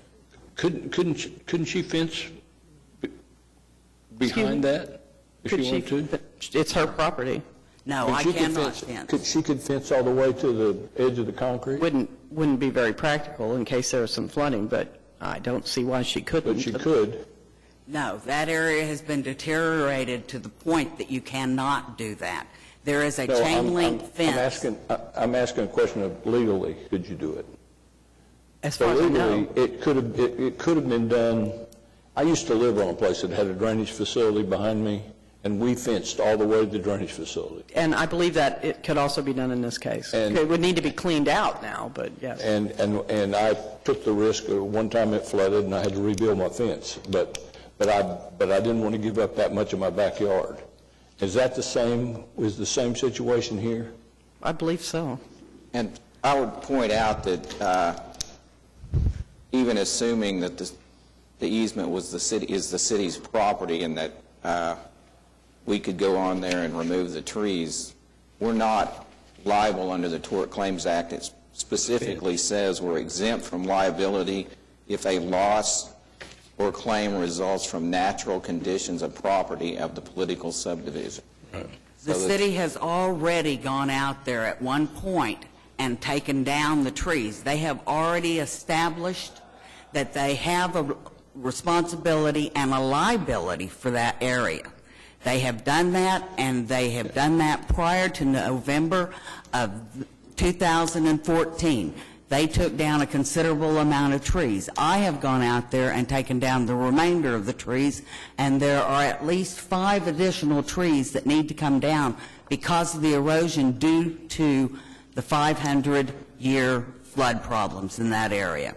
There are other people, and we have recently, in September, had them out looking at the easements all along that drainage ditch. Those walls are going to deteriorate because the city has neglected to fulfill its responsibility in having the easement. The easement is recorded in the books, and the easement does state that the easement holder is responsible for the maintenance of that property. No, the easement holder is going to be responsible for the maintenance of the structure it put in for the purposes of this public utility, this drainage easement. Not according to the law. But we do not have a duty to maintain her property behind her fence that is her property. We have probably been out there, and when we checked for notices, prior notices for maintenance back there, we checked for her property. I did not check for the entire neighborhood. It's quite possible some other complaints have been made, and that we've come out and done some work, but it does not assume liability for the city that we went out to help the citizens with something. Yeah, Jolanda, you've heard our city staff, and I can't speak for the whole council on how they're going to vote, but I suspect they're going to support the legal opinion. That doesn't mean that you don't have legal rights. I know you believe you're legally on solid footing here, that you can file a suit against the city at the county courthouse and pursue your legal options. And I intend to do so. But I did want to say that this is not the final opportunity for you to make your case, but I suspect the council is going to follow the direction of our legal staff. Then I ask that we set this aside until we can come to an agreement, or I can file the suit against the city. Well, I suspect we're going to go ahead and leave it on the docket today, but you are, not encouraged, but certainly reminded of your legal rights to go across the street and pursue the matter further. Thanks for your passion on this, and we've had some incredibly large rains, both in the spring of 2013 and 2015, and we're dealing with it all over the city. You heard the zoning case we had a half hour ago, and the neighbors there concerned about the additional development in their area, and they're basing a lot of their perceptions on the flooding on these incredibly large events that have occurred. And so, it's real. I mean, we're not sure that that's not going to happen again. And we have a lot of engineers that say it's unlikely, but it has already happened twice in a 3-year span. So we're concerned about it, and we're all affected, and we know that you're affected negatively by it too. So we're not without sensitivity on this issue, but we're going to have to follow our legal staff's advice, and wish you good luck in pursuing the matter. Thank you. All right, how about a motion on the list of denials? All right, cast your votes. It passes unanimously. Item 10 is claims recommended for approval. Anyone here hoping to speak under any item listed under item 10?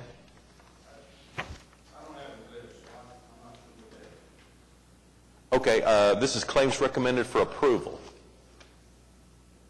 Okay. Is there a motion on item 10? Cast your votes. It passes unanimously. And then item 11 is items from council.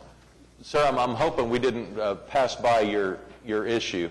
You did. Okay, where was it on the agenda? Item 9. All right, on claims recommended for denial. Yes. Yeah, well, come on forward. Which item would you like to speak on? On the first one. Are you Dale Blake? I am. All right, we'll need your name and address for the record. My name is Dale Blake, 11744 Blue Moon Avenue. Okay, and tell us a little bit about the claim. Well, the city dump truck, or else the city recycle truck, one of them had come around the corner and hit my mailbox, and my mailbox is sitting on it. I live kind of on a cul-de-sac on a corner, and when they turned that corner, what it is a new neighbor moved in, and they normally put their trash cans on the other side, but they put them between the two mailboxes, and there's only about 20 feet there, so when they come around that corner to to get the neighbor's trash dumpster to dump it. Someone had hit my mailbox, and the reason for the denial is because I didn't have a bid on what it would cost to fix it. And I have that with me today if we need to take care of that. Let me get some advice from legal. And Tina's got a lot of files over there. She has a lot of cases to deal with, so we might give her a moment to collect her thoughts. But Tina, anything you want to add from what he said? I missed most of what he said. Yeah, it was item A, and he says that one of our trash trucks damaged his mailbox, and he filed a claim, and it was denied because of the bidding process that he was to go out there to prove his claim was inadequate. Wow. What it says. Who's this? It's item number 1.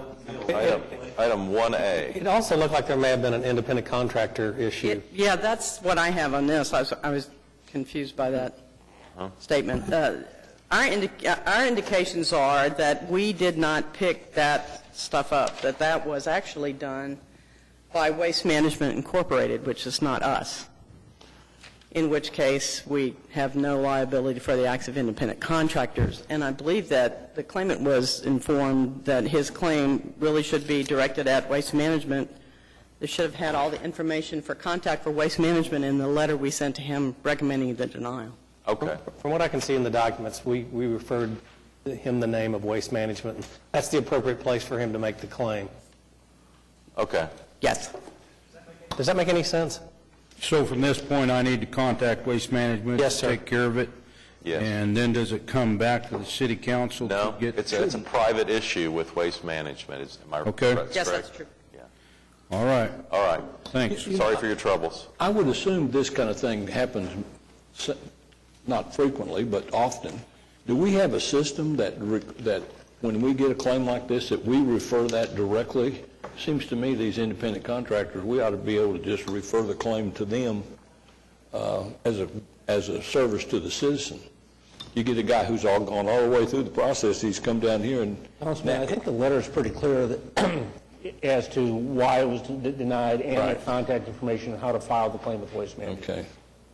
Well, could we go a step further and forward the claim to Waste Management? I mean, it seems to me,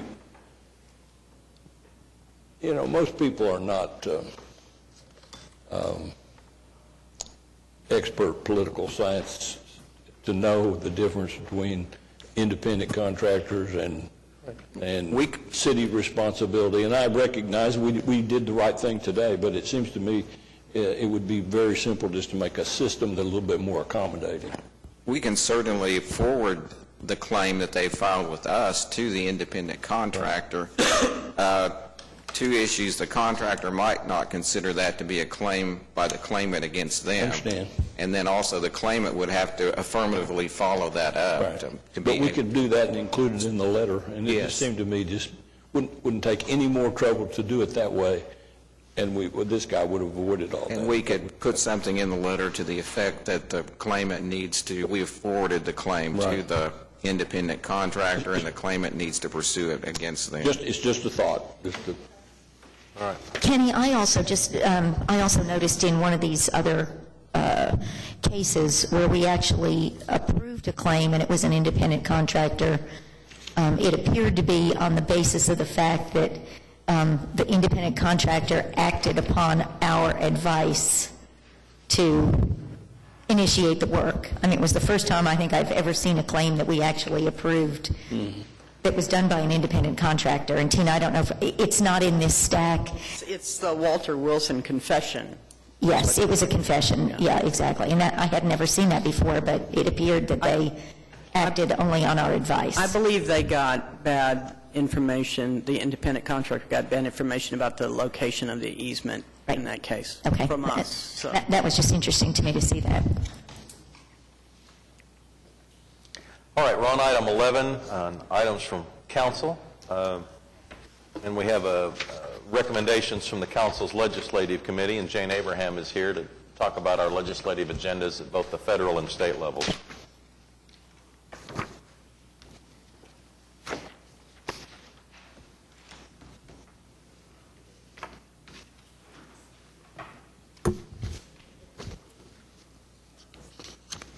Good morning, Mayor and Council. I'm Jane Abraham, Community and Government Affairs Manager in the City Manager's Office. And I'm just going to run through these quickly. I don't want to, you have in your packet the more detail about the specific issues. And so let me just kind of briefly go through the process. We have a similar process every year in terms of how these issues are generated. The city manager asks the department heads if they have legislative items or things that they've come across that need a fix either at the state or the federal level. And then these items are researched and additional information gathered and brought to the Council Legislative Committee, at which point they're also considered and possibly shuffled around, and additional information is gone through at that point. And then the committee makes the recommendation to council, and we work with our contracted lobbyist, and that is the Taylor Group is our state lobbyist, and the Potomac Consultants are our federal group, and so we work with them to achieve these legislative issues in their respective legislatures. So just a brief overview of what happened last year. So at the state level, we had quite a few issues that were successful. We were able to amend restrictions for the location of dog kennels, and so that was to really an economic development issue in terms of allowing dog grooming facilities. That law had been overly broad, and so it was narrowed in scope to allow dog grooming facilities that have become in high demand in terms of our a lot of the dense infill housing, both downtown and in Midtown, people wanting those services. And then we, with Senate Bill 376, will allow us to recover fees when accepting credit card payments, which is the same as what the state can do. And so we were trying to get just essentially on the same playing field as that, as the state, which is the same with House Bill 2119, was to modify the Competitive Bidding Act to allow extended award time, which the state had, and we now also have that.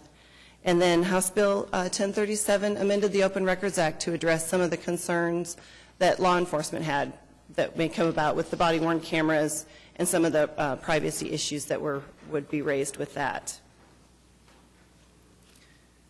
And so our issues for 2016, first of all, in terms of our priority issues, local control over local issues is something we constantly work toward. It's a significant challenge for us at the legislature.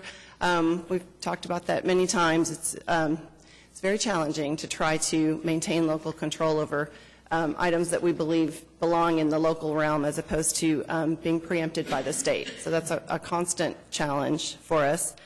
The second item is to work on increase in funding for transit.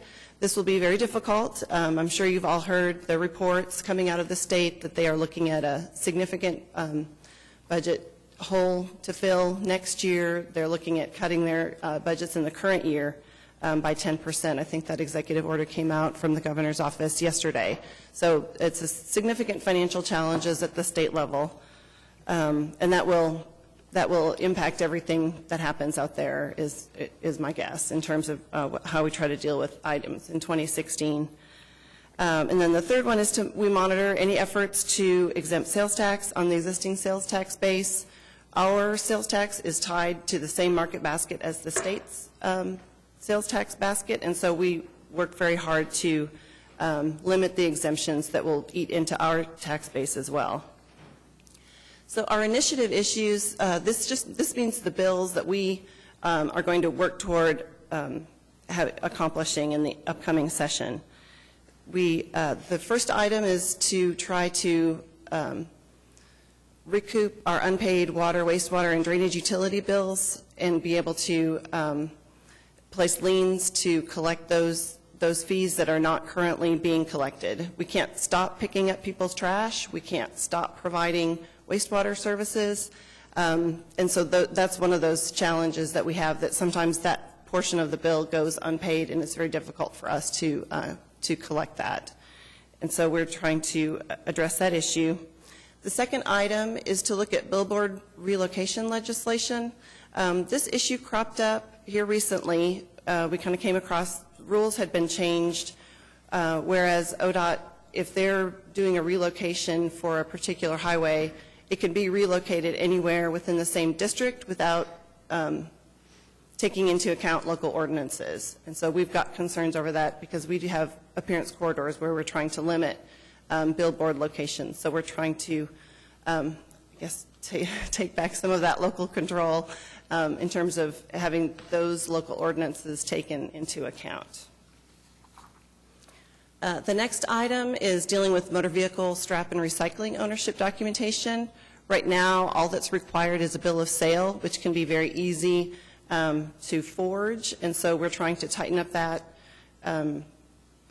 requirement that will actually require a form from the tax commission that has a stronger validity in terms of the ownership of a vehicle when that's turned into a recycling facility. And so this was brought forward by our police department to try to counteract the theft of vehicles that are taking place in our state. The next item is to amend disaster animal statute, which was enacted last year. And the intent of that legislation was to try to address some of the challenges that we came across when in the 2013 tornado disasters with animals that were being held by rescue groups. But the application of it applies to all shelters, and so we need to amend some areas of that that will address our specific situation in terms of the number of animals that we take in on a daily basis in terms of stray animals. The next item is to amend the animal cruelty statutes, and this will provide for local prosecution of willful and malicious acts of cruelty to animals. Currently, those are in the realm of a felony, and so what we're trying to do is to change that into a misdemeanor so that we can address those at the municipal level. And then the next item is to enact legislation to fully fund and provide 911 emergency services. And this is an issue that's really a statewide issue in terms of having greater coordination statewide for 911 services, and also to be able to address the technological challenges that are coming up in providing 911.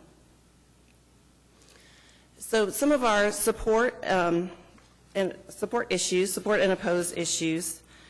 The first is to oppose changes to the asset forfeiture program. Some proposals were brought forward last year that we feel would be detrimental to our law enforcement efforts in this area. The second item is to retain tools for economic development. That's something that tends to come up every year, trying to modify provisions of TIF and business improvement districts, et cetera, and so we want to retain those tools.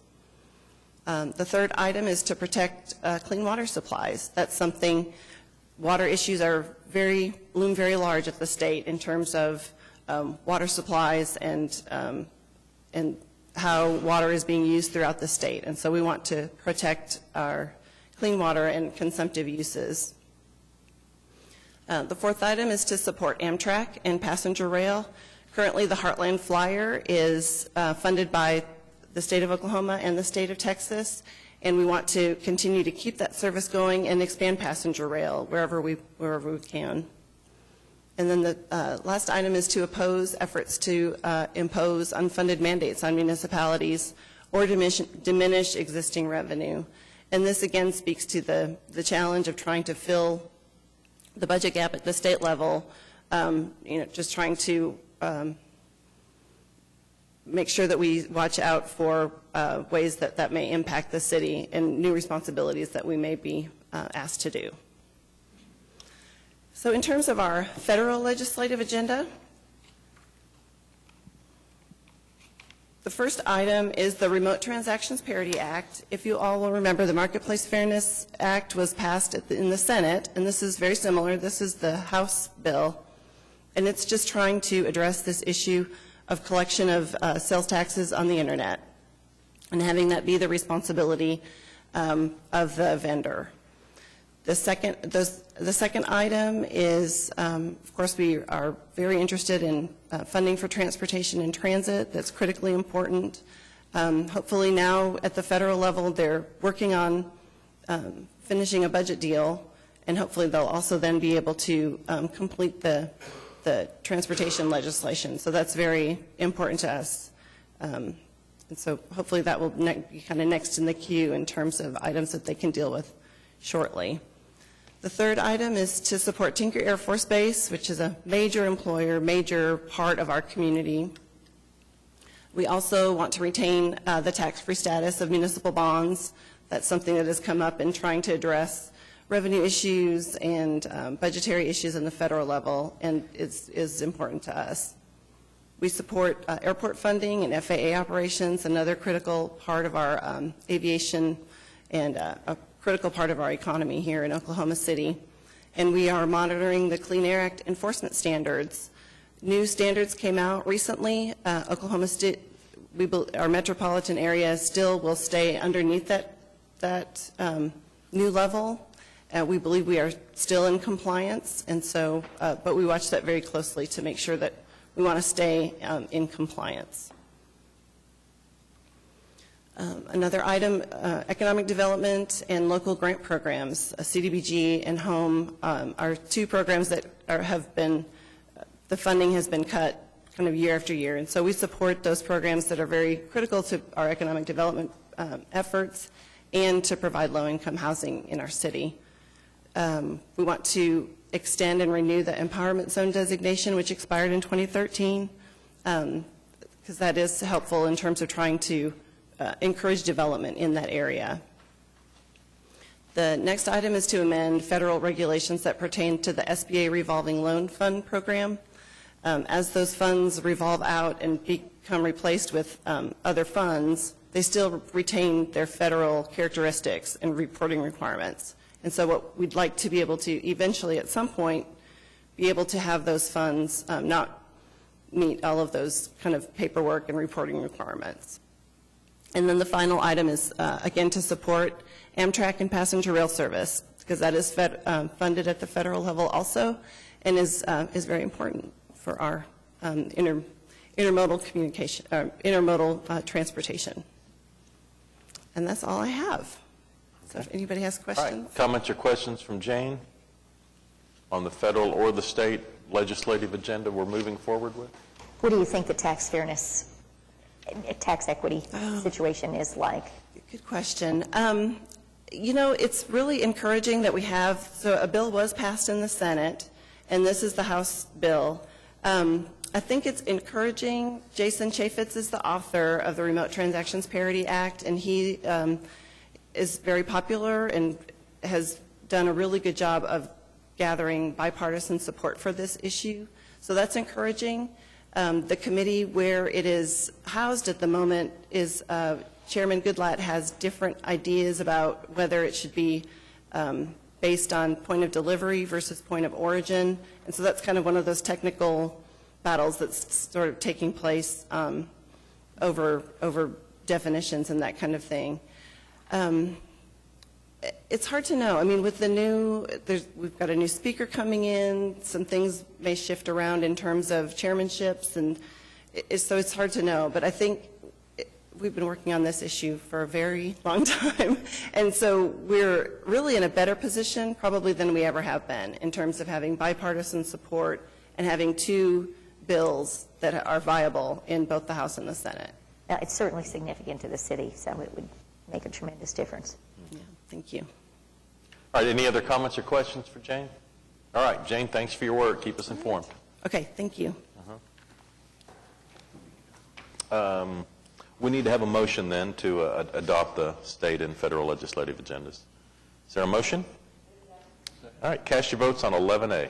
It passes unanimously. And then we need one on 11B, which is the federal aspect of it. Cast your votes. It passes unanimously.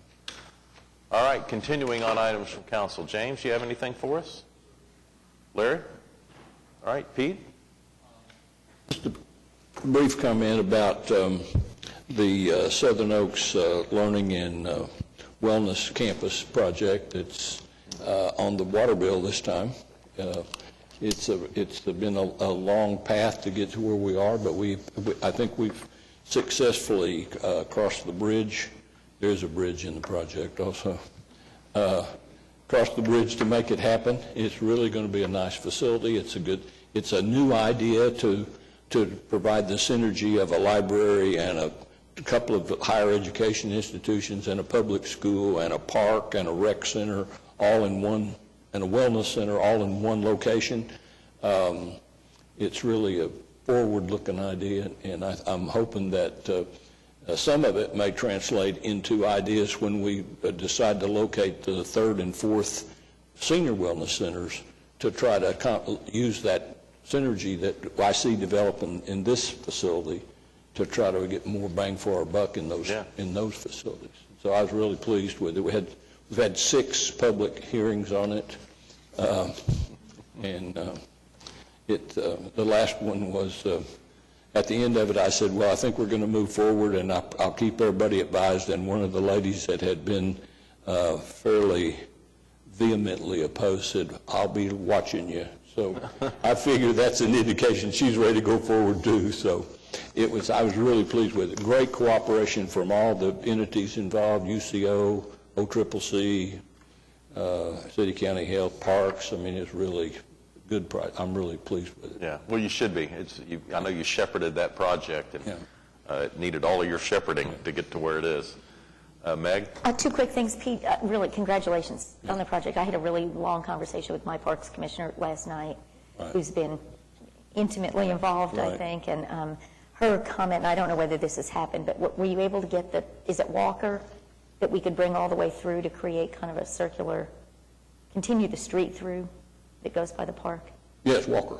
Okay, so is that going to... It has a kind of a fish hook to a cul-de-sac in front of the school and at the rec center, and the idea, the schools were built before Mama brought them to school. We used to walk to school, and so there's no way to get the cars out now, and so we're going to bring the drive out, and it'll accommodate traffic circulation. It's really it's a nice solution to the traffic. Great. That was her only comment. And then I just really would like to do a big shout out to the groups that have been helping me as we refine this conversation about our median safety ordinance and how we go. We had a great meeting last week with the Homeless Alliance, Catholic Charities, the folks from The Voice, Runyon Whitley O'Connor that founded the Curbside Chronicle, and we've got lots of really good community input coming forward to help us refine and then expand some programming that will address the sort of emotional issue that came out from the community. So I think we're really moving in the right direction. Appreciate everybody's support. John? Thank you, Mr. Mayor. I just want to say happy birthday to, I would have to say, the world's best assistant, Debbie Martin. Last week was her birthday, so happy birthday, Debbie. President David Bowen has been pushing for a sales tax for education. That idea is actually pretty interesting.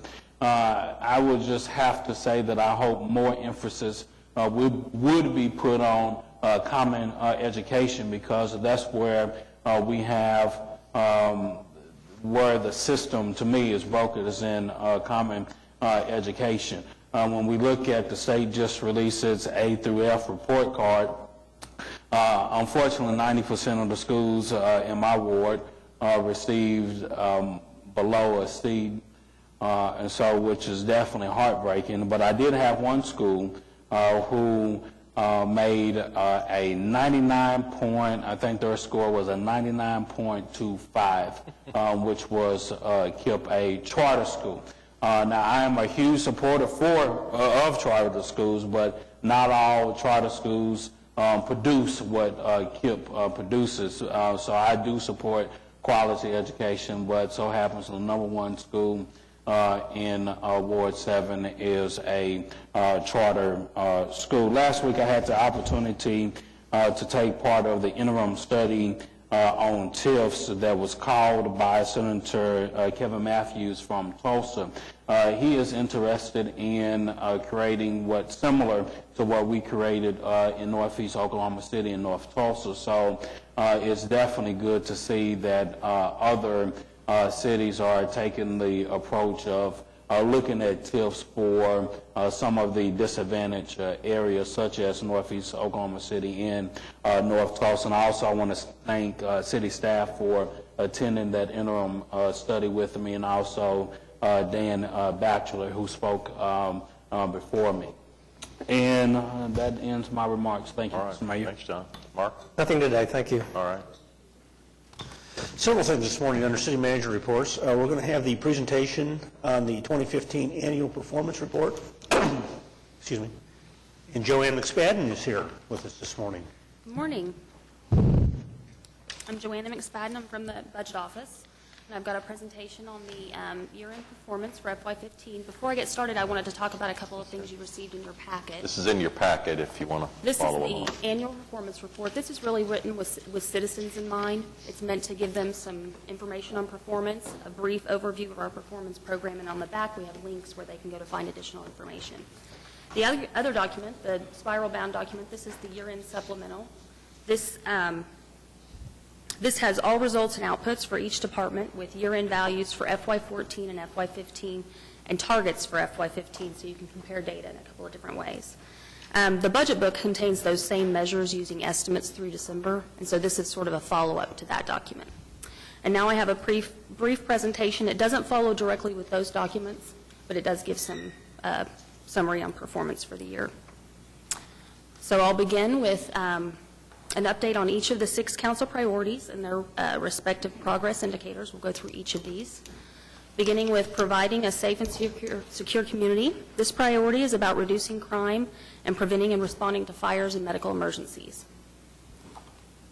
Here we've listed each of the chosen progress indicators for this priority. You'll see we've grouped them similar to how we do in the 5-year forecast to indicate whether they've moved in a positive, neutral, or negative direction as compared to last year.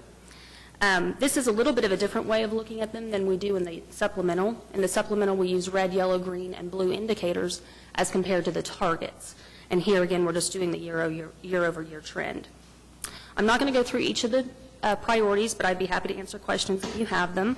Here, I'll just point out that you can see we do have several positive indicators for this priority. And a note about the one negative indicator.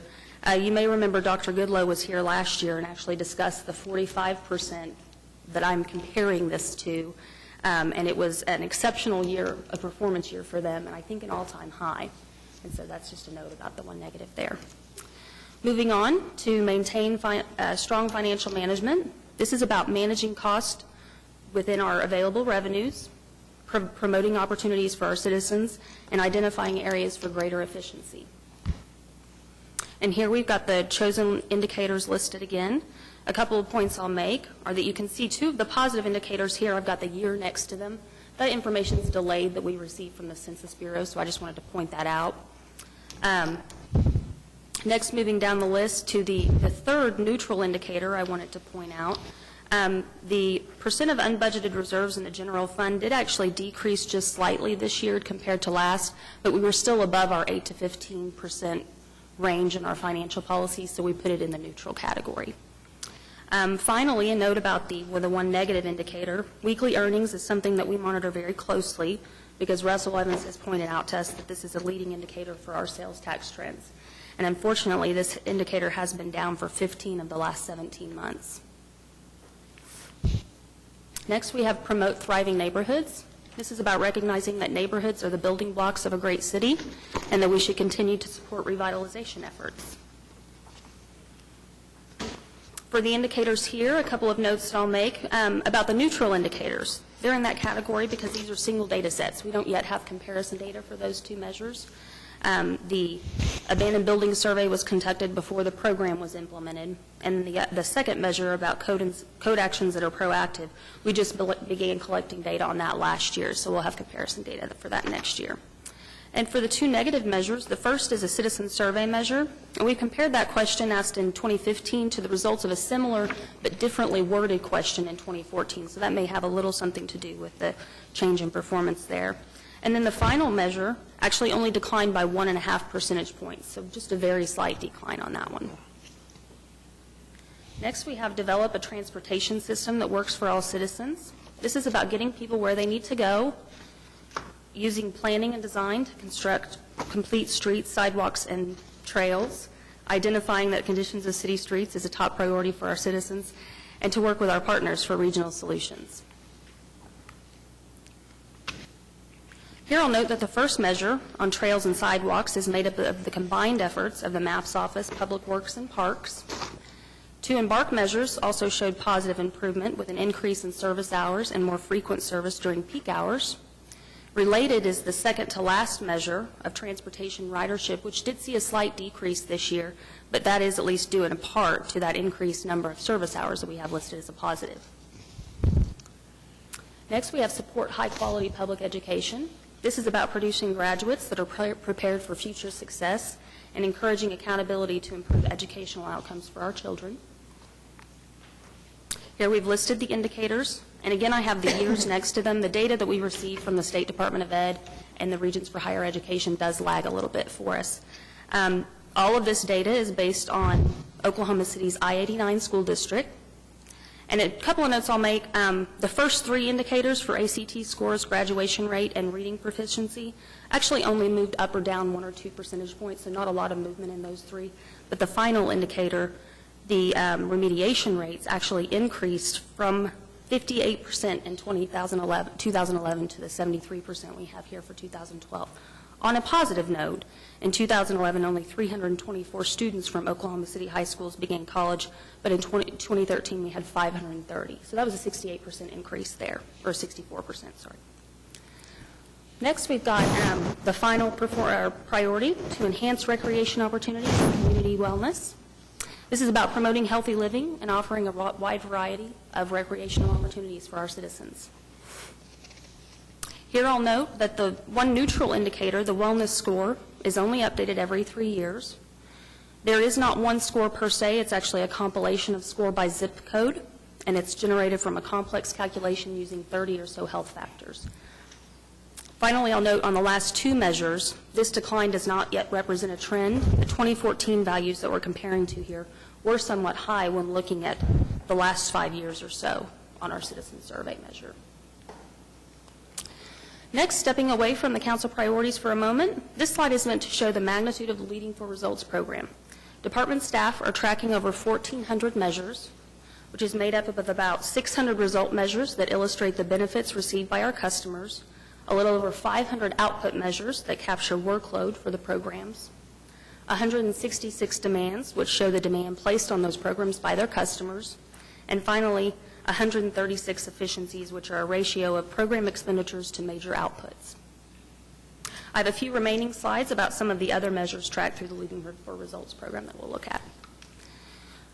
I wanted to show these citizen survey measures, which you've seen before. You hear from Chris Tatham each year at ETC, but I think it's worth saying again how well we stack up against the national averages in these citizen perception areas. Specifically, the quality of city services. While it's the lowest number on this chart, we have averaged 20 percentage points above the national average for the last several years.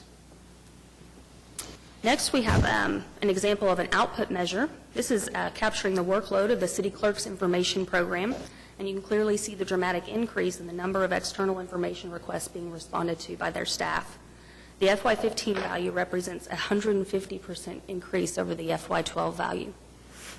Another thing I'd like to point out about this measure is that about halfway through FY15, the clerk's office began conducting a point-of-service survey of their information program customers, and on average, 87% are satisfied with the services received. Next, I've got a measure here that's tracked at the airport, and it's the number of nonstop flights served by Will Rogers World Airport. Technically, you can see by the asterisk we did in FY15 at 21. Service to Seattle didn't begin until July 1 of this year, but I thought it best to show the map in its updated form, so we currently have 22 nonstop destinations. And finally, the live exit rate at our animal shelter. This chart shows the gradual improvement over several years for this measure, going from only 28% in FY07 to ending last year at 69%. And notably, in December of last year, we actually achieved 81% out there, so that goes to show that the progress that they're still making. And I'll just end with a note that for the 5th year, Oklahoma City received the Certificate of Excellence from ICMA's Center for Performance Analytics for the Performance Management Program Leading for Results.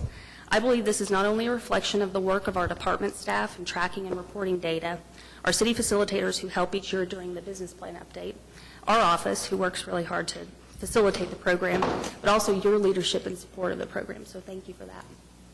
And I'd be happy to answer any questions you have about the packet or the information you received in your packet or the presentation. I just had a quick question. We've got 1,460 so indicators, and I know it's important for consistency that we continue to look at those. And how often do we take a hard look at whether or not we're measuring the right stuff? We look at it, first of all, the assistants and I look at it on a regular basis, and it's 100-page, it's literally 100 pages of data that we go through. And I think every time we do, we come up with, should we really be measuring that, or is that really should we? So we're continuing refining it. But that isn't really where the real refinement comes through. The real refinement comes through every 2 years when each department goes through individually, when they do their own strategic planning, and they look at their own strategies and the best way to measure those and put them forward. So we do look at it constantly, and we just don't, we're very much data-driven. Not only do we generate the data, we review and analyze the data. Yeah, Larry? Yeah, I just have an observation, Jim. Maybe you could pass this along to some folks. In looking on page 8, the quality education page, I'm somewhat alarmed, but should I be alarmed at the information that's presented there? It indicates that the Oklahoma City Public Schools had a graduation rate of 73%, a decline from 75%. Graduation rates also declined for the major districts in the area. And then if you come down to progress indicators, it shows down there that ACT scores have remained kind of constant at 17, which I believe may even give somebody a problem in getting into OU. I don't know that for a fact, but I just... Okay. So that concerns me. And then the reading scores in the third grade level seem to be coming down. And yet we go to some school functions, and I come away from there thinking everything is honeymoon and roses.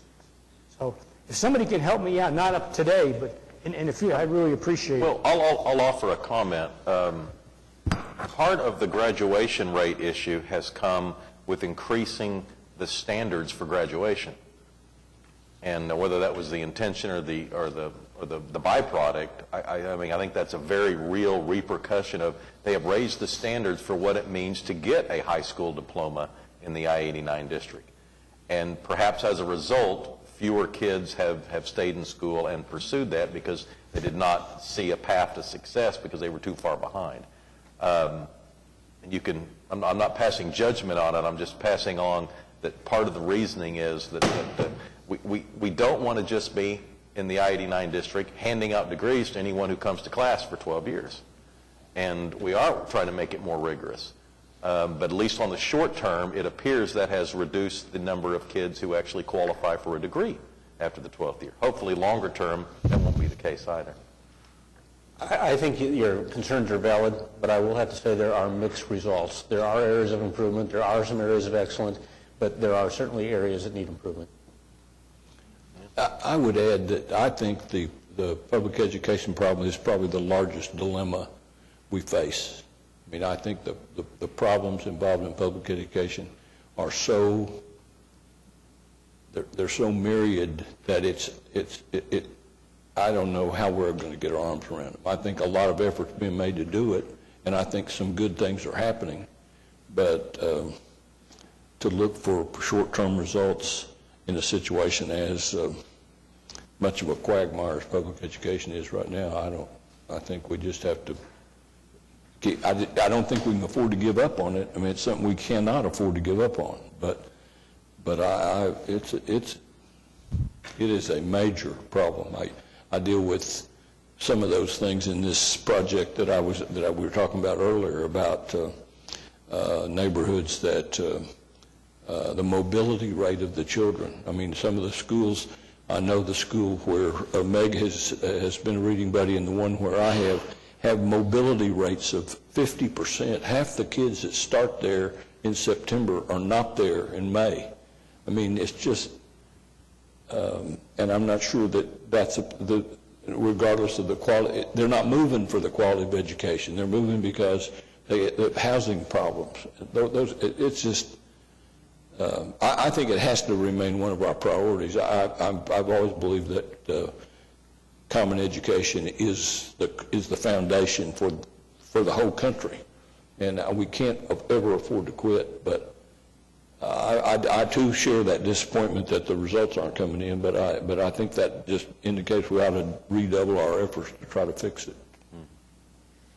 Right. Well, thanks very much for the report. We appreciate it. One quick question. Sure, Mark. Average weekly earnings, you talked about a decline. Can you tell me the period? I was confused on the period of time for that decline, and what is the cause for the decline in your mind? So I did make a note that 15 out of the last 17 months have shown a decline. And Doug what's probably driving can that? elaborate more on that than I can, on the average weekly wage monthly values that we... Yeah, that's a statistic we get from the Labor Department, or actually the Census Department, that collects that. I mean, it's a number of factors. It's the number of hours people are working, overtime, bonuses, those kinds of things. I mean, the data itself doesn't tell us why it's changing. I mean, our assumption is it's the downturn in the oil and gas industry is driving wages down. One of the things we're seeing is employment is up. The number of people working is higher than it's been. Each month that's growing. So what I think we're seeing is a shift of people working in lower-paying jobs from those higher-paying oil and gas jobs. They're still working. They're just not making as much as they were before. Thank you. All right, thanks very much. Moving on to a couple of other items under city manager reports, we do have the annual EMSA annual renewal update, and I think it's important to point out that we're on not a good trend with the EMSA. It's gone from originally about a 89% of rate of folks participating down to 73.5%. So we're going to look internally as our communications and what we can do to increase that in future years. Who's responsible for that marketing? Is that from the city, or is that IMSA's responsibility?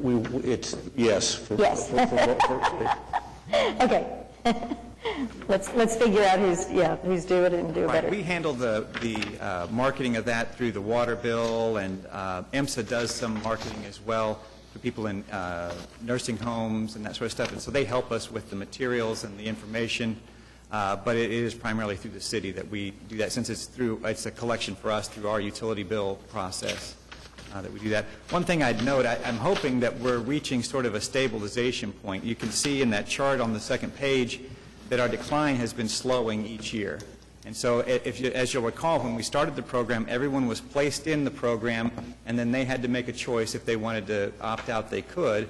And so I think we had a number of people who maybe missed that first opportunity to opt out, so that second year was a significant decline, but it's been slowing each year since then. So I think we're finding kind of that steady state, so to speak, I'm hoping. Doug, do you recall how we compare to Tulsa? It seemed to me that we were higher than they were for a while. Right. Tulsa's is higher. When they began their program, they opted everyone in each year. So each year, if you opted out, you had to then make another phone call to say, I don't want in this next year. The next year, they'd put you back in. You'd have to make the phone call. And so I think that may have helped keep their percentage higher.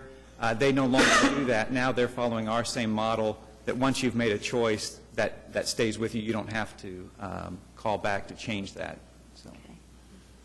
So I don't know. Theirs is higher, but I think it's because of the differences at the beginning of the program. Have we used Channel 20 ever during enrollment period to?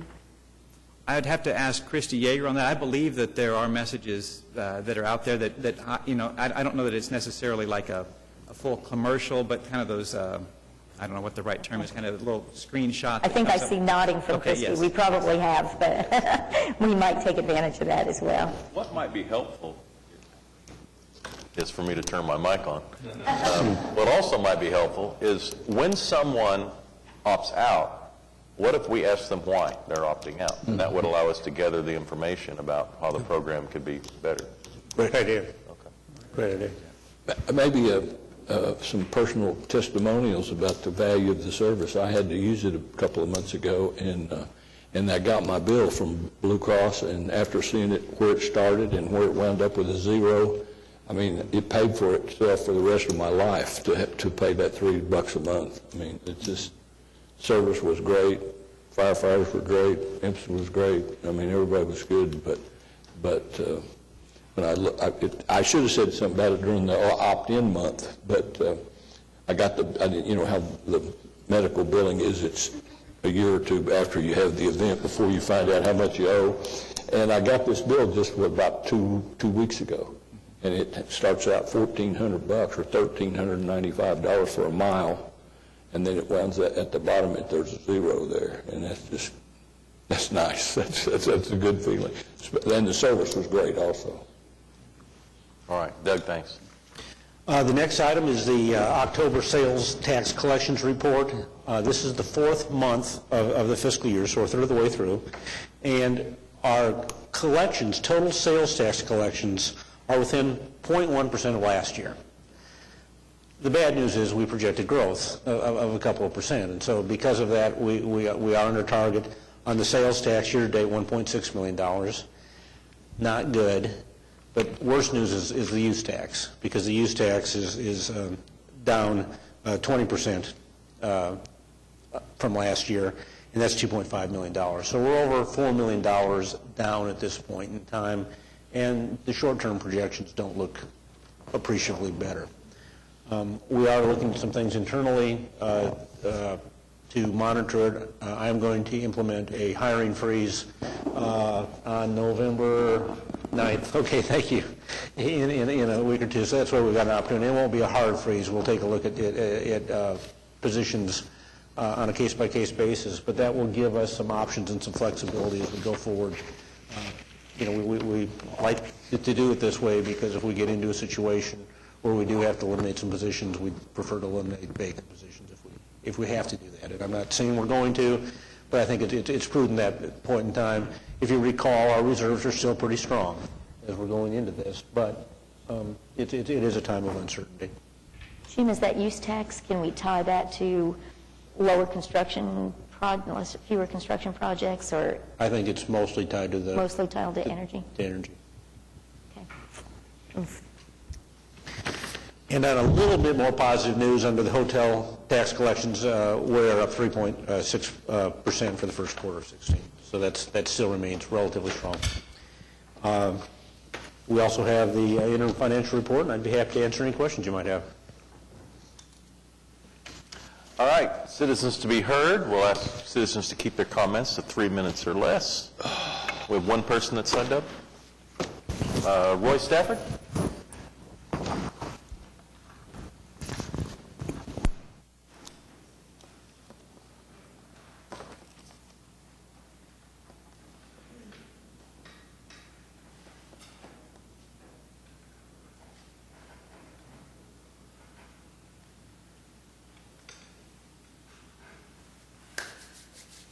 Roy Stafford, 1729 Northwest 3rd, 73106, the Day Center is the address I'm using. Good morning to the council, mayor, Ms. Kersey, Ms. Salyer. Had you phoned me yesterday as requested, you would have got a prayer for your medical condition you're going through. Roy, I wasn't in the office yesterday. Oh, I understand. Councilman Pettis, I'm requesting a meeting with you after this meeting adjourns so that my wife and I can discuss a occurrence at the Bifaless, which you are deeply involved in. This is Beulah May's choice. This is my wife-to-be, Rebecca Marquez. Mom wanted me to end my relationship with Patricia. I was afraid of bringing a non-African American female into the community at that time. But this was Mom's choice. Somehow God blessed me to have a second opportunity at happiness. I can no more do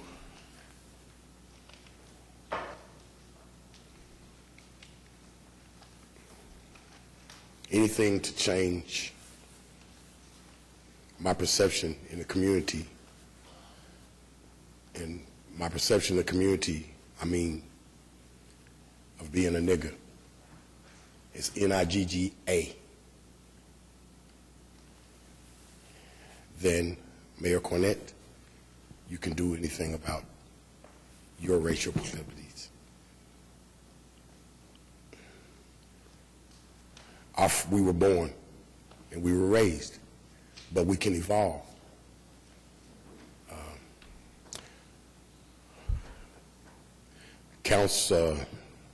Chief Ed Welsh, he evolved because he shared with me my story that I'm going to share with the United States through a screenplay. I hope the meeting went well yesterday with Clay Bennett. I'm plugged in. There's someone contacting a friend of yours who is the older brother of the guy that I bought you the obituary on. We got to do it. It's just the way it is. All right. Me and you, we're going to get it done. Thanks, Roy. All right, we have executive session. We'll be back.